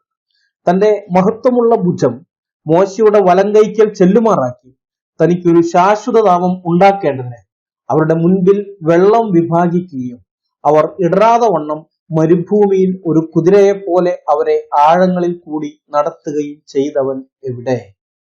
യെശയ്യാവിന്റെ പുസ്തകത്തിൽ ചോദിക്കുന്നു. ഇനി യിരെമ്യാ പ്രവാചകന്റെ പുസ്തകത്തിൽ യിരെമ്യാവ് 32:20-22 വരെ. നീ മിസ്രയീം ദേശത്തും ഇന്നുവരെയും ഇസ്രായേലിലും മറ്റു മനുഷ്യരുടെ ഇടയിലും അടയാളങ്ങളും അത്ഭുതങ്ങളും പ്രവർത്തിച്ച് ഇന്നുള്ളതുപോലെ നിനക്കൊരു നാമം സമ്പാദിക്കുകയും നിന്റെ ജനമായ ഇസ്രായേലിനെ അടയാളങ്ങൾ കൊണ്ടും അത്ഭുതങ്ങൾ കൊണ്ടും ബലമുള്ള കൈ കൊണ്ടും നീട്ടിയ ഭുജം കൊണ്ടും മഹാഭീതി കൊണ്ടും മിസ്രയീം ദേശത്തു നിന്ന് കൊണ്ടുവരികയും അവരുടെ പിതാക്കന്മാർക്ക് കൊടുപ്പാൻ നീ അവരോട് സത്യം ചെയ്തതായി പാലും തേനും ഒഴുകുന്ന ഈ ദേശത്തെ അവർക്ക് കൊടുക്കുകയും ചെയ്തു. യിരെമ്യാവ് 32:20-22 വരെ. അപ്പൊ ഇവിടെ യിരെമ്യാവും പറയുന്നത് നിങ്ങൾ ശ്രദ്ധിച്ചല്ലോ, ദൈവത്തെക്കുറിച്ച് പറയുകയാണെങ്കിൽ അവരെ വീണ്ടെടുപ്പിനെ കുറിച്ച് പറയുന്നത് എന്താണ്? അടയാളങ്ങൾ കൊണ്ടും അത്ഭുതങ്ങൾ കൊണ്ടും ബലമുള്ള കൈ കൊണ്ടും നീട്ടിയ ഭുജം കൊണ്ടും മഹാഭീതി കൊണ്ടും മിസ്രയീം ദേശത്തു നിന്ന് അവരെ കൊണ്ടുവന്നു. അല്ലാതെ മോശയുടെ നേതൃത്വത്തിൽ റെസിസ്റ്റൻസ് ഉണ്ടാക്കിയിട്ട് മോശ അവരെ കൊണ്ടുവന്നല്ല പറയുന്നത്. ഇതൊക്കെ വെറുതെ ഒരു വട്ടം ഒന്ന് വായിച്ചു പോയാൽ മതി, ഏതൊരാൾക്കും മനസ്സിലാകും. ഈ മനസ്സിണക്കപ്പെട്ട മേത്രാൻ പറയുന്നത് പോലെ മോശയുടെ നേതൃത്വത്തിൽ ഇസ്രായേൽ മക്കളുടെ റെസിസ്റ്റൻസിന്റെ അനന്തരഫലമായിട്ടല്ല ഇസ്രായേൽ ജനം ഈജിപ്തിൽ നിന്ന് രക്ഷപ്പെട്ട് പുറത്തു വന്നതെന്നുള്ള കാര്യം. പകരം തന്റെ നീട്ടിയ ഭുജം കൊണ്ടും മഹാശക്തി കൊണ്ടും മിസ്രയീം ദേശത്ത് നിന്ന് യഹോവയായ ദൈവം ഇസ്രായേൽ ജനത്തെ വിളിച്ചിറക്കി കൊണ്ടുവരികയായിരുന്നു. അക്ഷരാർത്ഥത്തിൽ യഹോവ അവരെ വിളിച്ചിറക്കി കൊണ്ടുവന്നതാണ്. ആലങ്കാരികമായിട്ട് അവരെ വിളിച്ചിറക്കി കൊണ്ടുവന്നു എന്ന് ചുമ്മാ പറയുന്നതല്ല, അക്ഷരാർത്ഥത്തിൽ അത് തന്നെയാണ്. കാരണം അബ്രഹാമിനും അവന്റെ സന്തതികൾക്കും വാഗ്ദത്ത ദേശം കൊടുക്കുമെന്ന് ദൈവം അബ്രഹാമിനോട് ചെയ്ത നിയമപ്രകാരമുള്ള വിളിയായിരുന്നു അത്. ഒരു ഉടമ്പടി ചെയ്തിട്ടുണ്ടല്ലോ, ആ ഉടമ്പടി അനുസരിച്ചുള്ള വിളിയായിരുന്നു അത്. ഇസ്രായേലിനെ ഊഴിയ വേലയിൽ നിന്നും അടിമത്തത്തിൽ നിന്നും ഉദ്ധരിച്ച് വിടിവിക്കുമെന്ന് യഹോവ നിർണയം ചെയ്ത വിടുതലിന്റെ വിളിയായിരുന്നു അത്. ഇസ്രായേലിയർക്കും മിസ്രയീമ്യർക്കും മധ്യേ യഹോവ വരുത്തിയ വ്യത്യാസത്തിനനുസരിച്ചുള്ള വിളിയായിരുന്നു അത്. ഇസ്രായേലിന്റെ പുറപ്പാടിന്റെ രാത്രിയിൽ ഇസ്രായേലിന് വേണ്ടി ദൈവത്തിന്റെ വിടുതലിന്റെയും കൃപയുടെയും കരുതലിന്റെയും ഭുജവീര്യത്തിന്റെയും മഹാബലത്തിന്റെയും മഹാഭീതിയുടെയും വിളിയായിരുന്നു അത്. ഇങ്ങനെയുള്ള ഈ കാര്യത്തിനെ കുറിച്ച് സങ്കീർത്തനക്കാരൻ പറയുന്നത് ഇങ്ങനെയാണ്. സങ്കീർത്തനം 78:3-4 വാക്യങ്ങൾ. നാം അവയെ കേട്ടറിഞ്ഞിരിക്കുന്നു, നമ്മുടെ പിതാക്കന്മാർ നമ്മോട് പറഞ്ഞിരിക്കുന്നു. നാം അവരുടെ മക്കളോട് അവയെ മറച്ചു വെക്കാതെ വരുവാനുള്ള തലമുറയോട് യഹോവയുടെ സ്തുതിയും ബലവും അവൻ ചെയ്ത അത്ഭുത പ്രവൃത്തികളും വിവരിച്ചു പറയും. സങ്കീർത്തനം 78:3-4. ഇത് മറച്ചു വെക്കാനുള്ളതല്ല, വിവരിച്ചു പറയാനുള്ളതാണ്, ഉറക്കെ വിളിച്ചറിയിക്കാനുള്ളതാണ്. വരുവാനുള്ള തലമുറയോട് മറച്ചു വെക്കാതെ ഉറക്കെ വിളിച്ചു പറയാനുള്ളതാണ് ഇതെന്നാണ് ബൈബിൾ പറയുന്നത്. അതുകൊണ്ടാണ് ഞങ്ങൾ എവിടെയും ഇക്കാര്യങ്ങൾ ധൈര്യപൂർവ്വം വിളിച്ചു പറയുന്നത്. മനസ്സിലായോ? ഞങ്ങളുടെ ദൈവത്തെ എവിടെയും സാക്ഷീകരിക്കുന്നതിൽ ഞങ്ങൾക്ക് സന്തോഷമേ ഉള്ളൂ, ഒരു ലജ്ജയും അതിലില്ല. ഞങ്ങൾ എവിടെയും പറയും, തന്നെ കാത്തിരിക്കുന്നവർക്ക് വേണ്ടി പ്രവർത്തിക്കുന്ന ഒരു ദൈവത്തിലാണ് ഞങ്ങൾ വിശ്വസിക്കുന്നത് എന്നതിൽ ഞങ്ങൾക്ക് അഭിമാനമേയുള്ളൂ. തന്നിൽ ആശ്രയിക്കുന്നവരെ രക്ഷിക്കാൻ വേണ്ടി സ്വന്തം ജീവൻ ബലിയായി നൽകാൻ, മറുവിലയായി നൽകാൻ തയ്യാറുള്ള ഒരേ ഒരു ദൈവമേ ലോകത്തുള്ളൂ. ആ ദൈവത്തിലാണ് ഞങ്ങൾ വിശ്വസിക്കുന്നത്. ആ ദൈവത്തെ കുറിച്ച് ഞങ്ങൾ എവിടെയും പറയും. മനസ്സിലായോ? എവിടെയും ഞങ്ങൾ പറയും. ഞങ്ങൾക്ക് അതിലൊരു ലജ്ജയില്ല, ഒരു മടിയുമില്ല. ഇക്കാര്യത്തിൽ ഈ മേത്രാൻ മുസ്ലിങ്ങളെ കണ്ടുപഠിക്കണം. ഞാൻ പൊതുവെ ഇങ്ങനെയുള്ള കാര്യം പറയാറില്ല. മുസ്ലിങ്ങളെ നിങ്ങൾ മാതൃകയാക്കണമെന്ന് ഞാൻ പറയാറില്ല, ഇന്ന് വരെ പറഞ്ഞിട്ടില്ല. ആദ്യമായിട്ടാണ് ഞാൻ പറയുന്നത്, മേത്രാനോടാണ് പറയുന്നത്. മേത്രാൻ കുറഞ്ഞ പക്ഷം മുസ്ലിങ്ങളെയെങ്കിലും മനസ്സിലാക്കപ്പെട്ടിരിക്കുകയാണല്ലോ, അപ്പൊ അവരെയെങ്കിലും ഒന്ന് കണ്ട് പഠിക്കണം.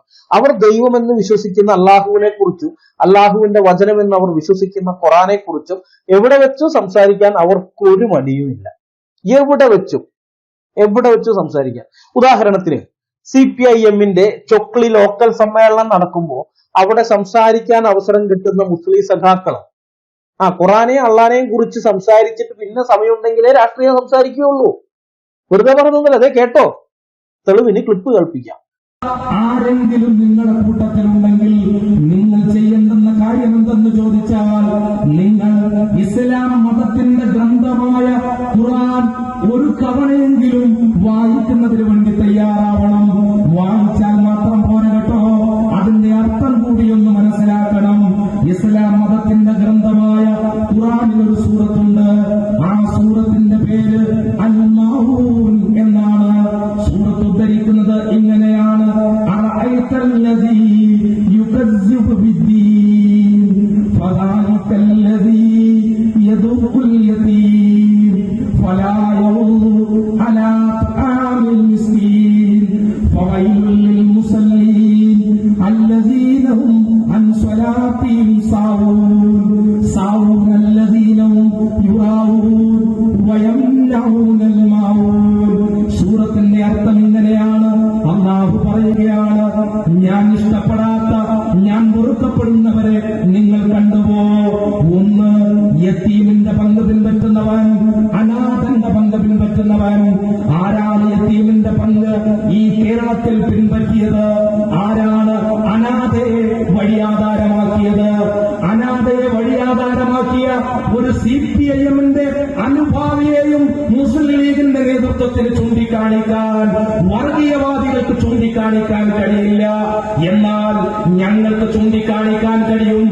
നമ്മൾ ഈ കേട്ടതേ മസ്ജിദിന്റെ മുറ്റത്ത് നടത്തിയ മതപ്രസംഗമല്ല, മനസ്സിലായ വയലൊന്നുമല്ല. ഒരു രാഷ്ട്രീയ പാർട്ടിയുടെ സമ്മേളനത്തിനകത്ത് നടത്തിയ പ്രസംഗമാണ്. ആ രാഷ്ട്രീയ പാർട്ടി ആണെങ്കിലോ വലതുപക്ഷ രാഷ്ട്രീയ പാർട്ടിയൊന്നുമല്ല, തികച്ചും ഭൗതികവാദ ചിന്താഗതി പുലർത്തുന്നെന്ന് അവകാശപ്പെടുന്ന മാർക്സിസ്റ്റ് പാർട്ടിയുടെ ലോക്കൽ സമ്മേളനത്തിൽ നടത്തിയ പ്രസംഗമാണ്. ഭൗതികവാദം അതാണ് അവരുടെ. മരണശേഷമുള്ള കാര്യത്തെക്കുറിച്ചൊന്നും അവർ ചിന്തിക്കുന്നില്ല. അങ്ങനെ ഒരു സംഗതിയേ ഇല്ല. ദൈവത്തെക്കുറിച്ചോ അല്ലെങ്കിൽ മെറ്റാഫിസിക്കലായിട്ടുള്ള അതൊന്നുമില്ല. അഭൗതികമായ കാര്യങ്ങളെക്കുറിച്ച്, ആത്മീയമായ കാര്യങ്ങളെക്കുറിച്ചൊന്നും ഒരു കാഴ്ചപ്പാടും ഇല്ല. അങ്ങനെയുള്ള കാര്യത്തെ അവഗണിച്ചു തള്ളുന്നവരാണത്. അങ്ങനെയുള്ള ഒരു പാർട്ടിയുടെ ലോക്കൽ സമ്മേളനത്തിലാണ് ഈ പ്രസംഗം നടത്തിയെന്ന് ഓർക്കണം. അത്തരം ഒരു വേദിയിൽ പ്രസംഗിക്കുമ്പോൾ പോലും മുസ്ലിങ്ങൾക്ക് അവരുടെ മതത്തെയും ദൈവത്തെയും മതഗ്രന്ഥത്തെയും ഉയർത്തിപ്പിടിക്കാൻ യാതൊരു മടിയുമില്ല. അലുവയും മത്തിക്കറിയും പോലെ തമ്മിൽ ചേരാത്ത സംഗതിയാണ് ഈ ഭൗതികവാദ അല്ലെങ്കിൽ മാർക്സിസവും ഇസ്ലാമും. അത് പ്രസംഗിക്കുന്നവന്മാർക്കും അറിയാം, കേൾക്കാൻ അവിടെ അവരുടെ മുമ്പിൽ കുത്തിയിരിക്കുന്നവർക്കും അറിയാം. എന്നാലും അവന്മാര് അവരുടെ ദൈവത്തെ പറ്റി പ്രസംഗിക്കും. മനസ്സിലായ? അവരുടെ കിതാബിനെ കുറിച്ച് അവർ പ്രസംഗിക്കും. അതിലൊരു നാണക്കേടും അവർക്ക് തോന്നില്ല. എന്നാൽ ഈ മേത്രാനെ പോലെയുള്ളവർ ദൈവത്തിന്റെ മഹാഭയങ്കര പ്രവൃത്തിയെ കുറിച്ച് വിവരിച്ചു പറയേണ്ട ഒരു ചോദ്യം വന്നാൽ പോലും മിണ്ടുകയില്ല. ആ ചൊക്ലി ലോക്കൽ സമ്മേളനത്തില് CPM-ന്റെ ചൊക്ലി ലോക്കൽ സമ്മേളനത്തിൽ പ്രസംഗിച്ച പോലത്തെ സംഗതിയല്ല ഇത്. മേത്രാനോട് സുഡാപ്പി സുരിത ചോദിച്ചതാണ്. ആ ചോദ്യത്തിന് കൃത്യമായിട്ട് ഇപ്പൊ ഞാൻ പറഞ്ഞു തന്നല്ലോ നിങ്ങൾക്ക്. അപ്പൊ അത്രയും വിശദീകരിച്ചൊന്നും പറയണ്ട, അതിനുള്ള സമയമൊന്നുമില്ല, അത് നമുക്കറിയാം. പക്ഷെ കുറഞ്ഞ ദിവസം ഒരു വാക്കിലെങ്കിലും ഒന്ന് പറഞ്ഞു പോകാമല്ലോ. യഹോവയായ ദൈവം തന്റെ മഹാശക്തി കൊണ്ട്, തന്റെ നീട്ടിയ ഭുജം കൊണ്ട്, തന്റെ ആ വലങ്കൈ കൊണ്ട് അവരെ അവിടെ നിന്ന് വിടുവിച്ചു കൊണ്ടുവന്നു. ഒരു വാക്ക് പറഞ്ഞൂടെ? നുണയൊന്നുമല്ലല്ലോ, ഉള്ള കാര്യമല്ലേ, ബൈബിളിൽ രേഖപ്പെടുത്തിയിരിക്കുന്ന കാര്യമല്ലേ. ബൈബിളിലുള്ള ഇസ്രായേൽ ജനത്തിന്റെ ചരിത്രമാണ് സുഡാപ്പി സുരിത ചോദിച്ചത്. അപ്പൊ ബൈബിളിലുള്ള ആ കാര്യം പറയാലോ. പറയില്ല, മിണ്ടുകയില്ല. മനസ്സിലായ? അങ്ങനെയൊക്കെ അത് വിവരിച്ച് പറയാൻ നമുക്ക് കിട്ടുന്ന വിധത്തിലുള്ള ഒരു ചോദ്യം വന്നാൽ പോലും മിണ്ടുകയില്ല. ദൈവത്തിന്റെ മഹത്വത്തെ കുറിച്ച് മറ്റുള്ളവരോട് പറയേണ്ട സന്ദർഭം വന്നാൽ അവർ ദൈവത്തിനെ ചിത്രത്തിൽ നിന്ന് ഒഴിവാക്കിയിട്ടേ സംസാരിക്കുകയുള്ളൂ. അതാണ് അവരുടെ ശീലം. മനസ്സിലായോ? ഈ കുപ്പായമിട്ടവരുടെയൊക്കെ ശീലം, ഈ നേതൃത്വത്തിൽ ഇരിക്കുന്നവരുടെയൊക്കെ ശീലം അതാണ്. കാരണം മതേതരത്വം ഉണ്ടല്ലോ, അതാണ് മതേതരം ചമയാൻ വേണ്ടിയിട്ടാണ്. മതേതരം ചമയാനും അതുവഴി ലോകത്തിന്റെ കയ്യടി കിട്ടാൻ വേണ്ടിയാണ് ഇവന്മാര് ദൈവത്തെ ഒഴിവാക്കിയിട്ട് സംസാരിക്കുന്നത്. അപൂർവങ്ങളിൽ അപൂർവമായിട്ടുള്ളവരേ ഉള്ളൂ ഈ കുപ്പായം ഇട്ടതിൽ ദൈവത്തിന് മഹത്വം കിട്ടണമെന്ന് വിചാരിച്ച് സംസാരിക്കുന്നവർ. അങ്ങനെയുള്ളവരെ ഓർത്ത് ഞാൻ ദൈവത്തെ സ്തുതിക്കുന്നു. അങ്ങനെയുള്ളവരുണ്ട്, ഇല്ലെന്ന് ഞാൻ പറയുന്നൊന്നുമില്ല. വളരെ അപൂർവമാണ്. ബഹുഭൂരിപക്ഷത്തിനും ലോകത്തിന്റെ കയ്യടി വേണം. മനസ്സിലായോ? അങ്ങാടിയിൽ വന്ദനവും പള്ളിയിൽ മുഖ്യാസനവും ആഗ്രഹിക്കുന്ന കൂട്ടര്. അതുകൊണ്ട് ലോകത്തിന്റെ കയ്യടി കിട്ടാൻ ആൾ ഭയങ്കര മതേതരത്വമുള്ള ആളാണ്, മതേതരനാണ്. അത് കിട്ടാൻ വേണ്ടിയിട്ട്, അതിന് വേണ്ടിയിട്ടാ ഈ ദൈവത്തെ ഒഴിവാക്കിയിട്ട് ഇവർ സംസാരിക്കുന്നത്. ഏതായാലും ദൈവത്തെ ഒഴിവാക്കിയത് കൊണ്ട് കിട്ടുന്ന ലോകത്തിന്റെ കയ്യടികൾ വേണ്ട എന്ന് തീരുമാനിച്ചിട്ടുള്ളവരാണ് ഞങ്ങൾ. എന്ന് പറയാൻ ഞങ്ങൾ മാത്രമല്ല ഞാൻ ഉദ്ദേശിക്കുന്നത്, യഥാർത്ഥമായിട്ട് ക്രിസ്തുവിനെ പിൻപറ്റുന്ന ഏതൊരുത്തരും അങ്ങനെയേ ചിന്തിക്കുകയുള്ളൂ. കാരണം ക്രിസ്തുവിന് ലോകത്തിന്റെ കയ്യടി കിട്ടിയിട്ടില്ല. ക്രിസ്തുവിനെ ക്രൂശിക്കുകയാണ് ചെയ്തത്. കർത്താവ് തന്നെ അത് പറയുകയും ചെയ്തു. നിങ്ങളുടെ നായകനായിരിക്കുന്ന എനിക്ക് കിട്ടിയത് ക്രൂശാണ്, അപ്പൊ പിന്നെ നിങ്ങൾക്കും അതൊക്കെ തന്നെ ഉള്ളൂ എന്ന് കർത്താവ് പറഞ്ഞിട്ടുള്ളതാണ്. ഇനി ഞാൻ സംസാരിക്കാൻ പോകുന്നത് ക്രിസ്ത്യൻ നാമധാരികളായി നടക്കുന്ന ആൾക്കാരോടാണ്. ക്ലബ് ഹൗസിലും ഫേസ്ബുക്കിലും ഒക്കെ നിങ്ങൾ ചോദിച്ചല്ലോ, കണ്ട അയ്യപ്പനും തങ്കപ്പനുമാണോ ഞങ്ങളെ ബൈബിൾ പഠിപ്പിക്കാൻ നടക്കുന്നതെന്ന്. അതെ എന്നാണ് അവരോടുള്ള ഉത്തരം. മനസ്സിലായോ? അതെ, നിങ്ങളെയൊക്കെ ബൈബിൾ പഠിപ്പിക്കാൻ വേണ്ടി തന്നെയാണ് ദൈവം അയ്യപ്പനെയും തങ്കപ്പനെയും ഒക്കെ എഴുന്നേൽപ്പിച്ചിരിക്കുന്നത്. കാരണം നിങ്ങളുടെ നേതൃത്വത്തിന്റെ സ്ഥിതി ഇതാണ്. അവർക്ക് ബൈബിൾ എന്താണെന്ന് അറിഞ്ഞുകൂടാ, ബൈബിൾ എഴുതിയിരിക്കുന്നത് എന്താണെന്ന് അറിഞ്ഞുകൂടാ. ദൈവത്തെ ഉയർത്താൻ, ദൈവത്തിന് മഹത്വം കരയറ്റാൻ, ദൈവത്തിന് പുകഴ്ച കൊടുക്കാൻ അവർ തയ്യാറുമല്ല. ദൈവം ചെയ്തിട്ടുള്ള മഹാപ്രവൃത്തികളെ അവർ ഒരിക്കലും ജനങ്ങളോട് പറയുകയുമില്ല. നാട്ടിലേക്ക് എന്ന് പറഞ്ഞ് കാട്ടിലേക്ക് വഴികാട്ടുന്ന പരിപാടിയാണ് അവരൊക്കെ ചെയ്യുന്നത്. വണ്ടിക്കാളയ്ക്ക് പുല്ലില്ലാതിരിക്കുമ്പോഴാണോ ഞൊണ്ടിക്കാളയ്ക്ക് വൈക്കോല് കൊടുക്കാൻ നിൽക്കുന്നത്? കേട്ടിട്ടുണ്ടോ അങ്ങനെ ഒരു ചൊല്ല്? ഇവരുടെ നേതൃത്വമേ ഇങ്ങനെയാണ്. നിങ്ങളുടെ നേതൃത്വമേ ഇങ്ങനെയാണെങ്കിൽ പിന്നെ നിങ്ങളുടെ കാര്യം പറയണോ? അണികളുടെ കാര്യം പറയണോ? ദൈവത്തെക്കുറിച്ചോ ദൈവവചനത്തെക്കുറിച്ചോ ദൈവത്തിന്റെ പ്രവൃത്തികളെ കുറിച്ചോ യേശുക്രിസ്തുവിന്റെ സുവിശേഷത്തെ കുറിച്ചോ നിങ്ങളുടെ നേതൃത്വവും ഒരക്ഷരം മിണ്ടുകയില്ല, നിങ്ങളും മിണ്ടുകയില്ല. പകരം പാരമ്പര്യം പറഞ്ഞുകൊണ്ട് നടക്കും. ഞങ്ങളൊക്കെ തോമാസ് ലീഹയുടെ കാലത്ത് ക്രിസ്ത്യാനികളായവരാടാ, ഞങ്ങളെ പഠിപ്പിക്കാനൊന്നും നീ വരണ്ടടാ എന്നും പറയും. ഇതൊക്കെ കണ്ടു മടുത്തിട്ടാടാ ദൈവം അയ്യപ്പനെയും തങ്കപ്പനെയും ഒക്കെ എഴുന്നേൽപ്പിച്ച് നിങ്ങളുടെ അടുത്തേക്ക് വിട്ടിരിക്കുന്നത്. മനസ്സിലായോ? മനസ്സിലായോ നിനക്കൊക്കെ? ഇനിയെങ്കിലും ദൈവത്തിന് മഹത്വം കൊടുത്തുകൊണ്ട് ജീവിക്കാൻ നോക്ക്. മേത്തന്മാർക്ക് റാൻ മൂളി നടക്കുന്ന ഈ യൂഹാനോൻ മേത്ത് റാനെ പോലെയുള്ള വെള്ളതേച്ച ശവക്കുഴി മാടങ്ങളിൽ നിന്ന് എത്രയും വേഗം ഓടി രക്ഷപ്പെടാൻ നോക്ക്. ഓടി രക്ഷപ്പെട്ടാൽ നിങ്ങൾക്ക് കൊള്ളാം. ഈ മേത്രാൻ പറഞ്ഞല്ലോ, അടിമത്തം ഇസ്രായേലരുടെ സ്വത്വബോധത്തിനെതിരാണെന്ന്. അത് അയാൾക്ക് ഇസ്രായേൽ ജനതയുടെ ചരിത്രത്തെക്കുറിച്ച് യാതൊരു ബോധവുമില്ലാത്തത് കൊണ്ട് പറഞ്ഞതാണ്. ഇസ്രായേൽ ജനതയുടെ ചരിത്രം നോക്കിയാൽ അവർ ഏറിയ കൂറും അടിമത്തത്തിലാണ് കഴിഞ്ഞിരുന്നതെന്ന് കാണാം. അവരൊരു രാഷ്ട്രമായി രൂപപ്പെടുന്നത് തന്നെ മിസ്രൈമിൽ അടിമത്തത്തിൽ കഴിയുമ്പോഴാണ്. അത് കഴിഞ്ഞ് കനാൻ നാട്ടിൽ അവരെത്തിയതിനു ശേഷം ന്യായാധിപന്മാരുടെ കാലത്ത് പലപ്പോഴും അവർ അടിമത്തത്തിലേക്ക് പോയിട്ടുണ്ട്. പിന്നീട് രാജാക്കന്മാരുടെ കാലത്ത് കുഴപ്പമുണ്ടായില്ല. ആ കാലം അവസാനിച്ചപ്പോൾ അശൂര്യർ വന്ന് വടക്കേ രാജ്യമായ ഇസ്രായേലിനെ അടിമകളാക്കി കൊണ്ടുപോയി. അത് കഴിഞ്ഞ് ബാബിലോണിയർ വന്ന് തെക്കേ രാജ്യമായ യഹൂദ്യയെ അടിമകളാക്കി കൊണ്ടുപോയി.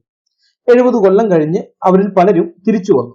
അപ്പോഴും അവർ മേദ്യ പാർസ്യ സാമ്രാജ്യത്തിന്റെ അടിമത്തത്തിന്റെ കീഴിലായിരുന്നു. ഓർക്കണം, സ്വതന്ത്രമായിട്ടല്ല വരുന്നത്. ഈ ബാബിലോണിയൻ സാമ്രാജ്യത്തെ തകർത്തിട്ട് മേദ്യ പാർസ്യ സാമ്രാജ്യം അധികാരത്തിൽ വന്നു. അപ്പൊ ആ മേദ്യ പാർസ്യ സാമ്രാജ്യത്തിന്റെ ചക്രവർത്തിയാണ് ഇവരെ സ്വതന്ത്രരാക്കി വിടുന്നത്. അപ്പോ അവർ സ്വതന്ത്രരായിട്ട് ഇങ്ങോട്ടേക്ക് വന്നു എന്ന് പറഞ്ഞാലും പൂർണ്ണമായിട്ട് സ്വാതന്ത്ര്യമൊന്നുമില്ല. ആ പ്രദേശം മേദ്യ പാർസ്യ സാമ്രാജ്യത്തിന്റെ കീഴിലാണ്, അത് അവരുടെ അടിമത്തത്തിന്റെ കീഴിലാണ്. പിന്നീട് ഇത് ഗ്രീക്കുകാരുടെ കയ്യിലേക്ക് വന്നു. അപ്പൊ ഗ്രീക്കുകാരുടെ അടിമത്തത്തിന്റെ കീഴിലേക്ക് പോയി. അത് കഴിഞ്ഞ് ടോളമി, അലക്സാണ്ടർക്ക് ശേഷമുള്ള ആ ടോളമിയുടെ കീഴിലേക്ക് പോയി.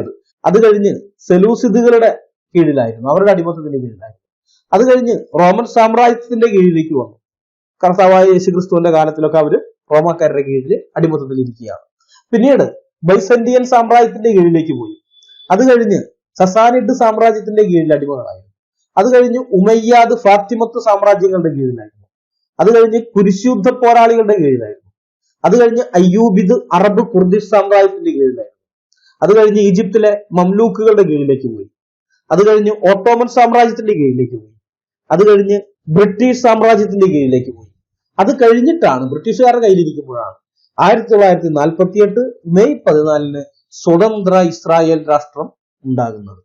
എന്ന് വെച്ചാൽ BC 600 അല്ലെങ്കിൽ 700ന്റെ അവസാന കാലഘട്ടം. ആ സമയത്താണ് ഈ തെക്കേ രാജ്യമായിരിക്കുന്ന യഹൂദ്യ അടിമത്തത്തിലേക്ക് പോകുന്നത്. നെബൂഖദ്നേസറിന്റെ കയ്യിലേക്ക് ഈ പ്രദേശം പോയതിനു ശേഷം അവർക്ക് പിന്നെ ഒരു സ്വതന്ത്ര ഭരണകൂടം സ്ഥാപിക്കാൻ പറ്റുന്നത് AD 1948 ഏതാണ്ട് 2500 വർഷത്തോളമാണ് ആ ഭൂപ്രദേശവും അവിടെ ഉണ്ടായിരുന്ന ഇസ്രായേൽ ജനവും വിദേശികളുടെ കീഴിൽ അടിമത്തത്തിലിരുന്നത്.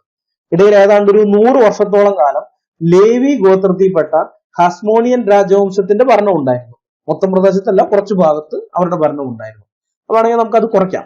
അത് കുറച്ചാൽ ഏതാണ്ട് 2450 വർഷത്തിലധികം ആ പ്രദേശത്ത് താമസിച്ചിരുന്ന ഇസ്രായേലിയർ അല്ലെങ്കിൽ യഹൂദന്മാര് അടിമത്തത്തിലായിരുന്നു ജീവിച്ചിരുന്നത്. മനസ്സിലായോ? അടിമത്തം ഇവരുടെ സ്വത്വത്തിന് നിരക്കുന്നതല്ല എന്ന് ഇയാൾ പറഞ്ഞത് വിവരക്കേടാണെന്ന് ഞാൻ പറഞ്ഞത് വെറുതെ അല്ല. ഇനി ലോകത്തിന്റെ പല ഭാഗങ്ങളിലേക്ക് ചിതറിപ്പോയ യഹൂദന്മാരുടെ അവസ്ഥയോ? അവരും അടിമത്തത്തിൽ തന്നെയായിരുന്നു ജീവിച്ചിരുന്നത്. കേരളത്തിൽ അവർ സ്വാതന്ത്ര്യത്തോടെ ജീവിച്ചു എന്നുള്ളത് ശരിയാണ്. എന്നാൽ മറ്റിടങ്ങളിലെല്ലാം അവർ അടിമകളെക്കാൾ കഷ്ടമായ ജീവിതമാണ് നയിച്ചിരുന്നത്. അവിടങ്ങളിലൊന്നും അവർ യാതൊരു റെസിസ്റ്റൻസും ഉണ്ടാക്കിയിട്ടില്ല. മനസ്സിലായോ? ഒരു റെസിസ്റ്റൻസും അവരുണ്ടാക്കിയിട്ടില്ല. പിന്നെ ചിലയിടങ്ങളിലൊക്കെ ശക്തമായിട്ടുള്ള പീഡനങ്ങളൊക്കെ വരുമ്പോൾ തിരിച്ചടിച്ചിട്ടുണ്ട്. അത് അപ്പോഴത്തെ ആ ഇതിനു വേണ്ടിയിട്ട്, അല്ലാണ്ട് ഒരു ഗൂഢാലോചനയൊക്കെ നടത്തിയിട്ട് നമ്മളൊരു വിപ്ലവം ഉണ്ടാക്കണം അല്ലെങ്കിൽ ഒരു പ്രതിരോധം ഉണ്ടാക്കണം, ഇവിടുന്ന് രക്ഷപ്പെട്ടു പോകണം, അങ്ങനെയൊന്നും ഉണ്ടായിട്ടില്ല. അടിക്കുമ്പോൾ തിരിച്ചടിക്കുന്നത് സ്വാഭാവികമാണല്ലോ. അടിയിട്ട് വേരടിക്കുമ്പോൾ തിരിച്ചടിക്കുക, അങ്ങനെ ചില സംഭവങ്ങളൊക്കെ ഉണ്ടായിരുന്നതല്ലാതെ ഒരിടത്തും ഇവരങ്ങനെ ഒരു റെസിസ്റ്റൻസും ഉണ്ടാക്കിയിട്ടില്ല. ഇതൊക്കെ മനസ്സിലാകണമെങ്കിൽ ചരിത്രബോധം വേണം. മനസ്സിലായോ? ചരിത്രബോധം. സുറാപ്പി സുനിതയുടെ ചാനലിൽ പോയിരുന്ന് മേത്തന്മാർക്ക് ഓശാന പാടുന്ന ഇയാൾക്കൊക്കെ എന്ത് ചരിത്രബോധമാണുള്ളത്? യാതൊരു ചരിത്രബോധവും ഇല്ല. അതുകൊണ്ടാണ് ഇങ്ങനെയുള്ള വിവരക്കേട് പറഞ്ഞത്. ബൈബിളിലും ഇവർക്ക് പരിജ്ഞാനമില്ല, ചരിത്രത്തിലും ഇല്ല. എന്നാൽ ഈ വീഡിയോ ഞാൻ ഇവിടെ അവസാനിപ്പിക്കുകയാണ്. ഒരിക്കൽ കൂടി പറയട്ടെ, ഞങ്ങളുടെ ദൈവം നിങ്ങൾക്ക് പരിചയമുള്ള ദൈവസങ്കല്പങ്ങളിൽപ്പെട്ടവനല്ല. തന്റെ വചനം പറയാൻ വേണ്ടി ഞങ്ങളുടെ ദൈവം കണ്ട അണ്ടനെയും അടവോടനെയും ചെമ്മാനെയും ചെരുപ്പുകുത്തിയെയും പാമരനെയും പറയനെയും പുലയനെയും ഒക്കെ എഴുന്നേൽപ്പിക്കുക മാത്രമല്ല, നല്ല സുന്ദരമായിട്ട് അവരെ കൊണ്ട് തന്റെ വചനം പ്രസംഗിപ്പിക്കുകയും പഠിപ്പിക്കുകയും ചെയ്യും. കുടുംബ മഹിമയും പാരമ്പര്യവും പറഞ്ഞുകൊണ്ടിരിക്കുന്നവർക്ക് എരിവ് ജനിപ്പിക്കാൻ വേണ്ടി തന്നെയാണ് ദൈവം അതൊക്കെ ചെയ്യുന്നത്. ജനമല്ലാത്തവരെ കൊണ്ട് ഞാൻ നിങ്ങൾക്ക് എരിവ് വരുത്തും, മൂഢജാതിയെ കൊണ്ട് നിങ്ങൾക്ക് കോപം ജനിപ്പിക്കുമെന്ന് ഇസ്രായേൽ മക്കളോട് മോശയിലൂടെ ദൈവം പറഞ്ഞിട്ടുണ്ട്.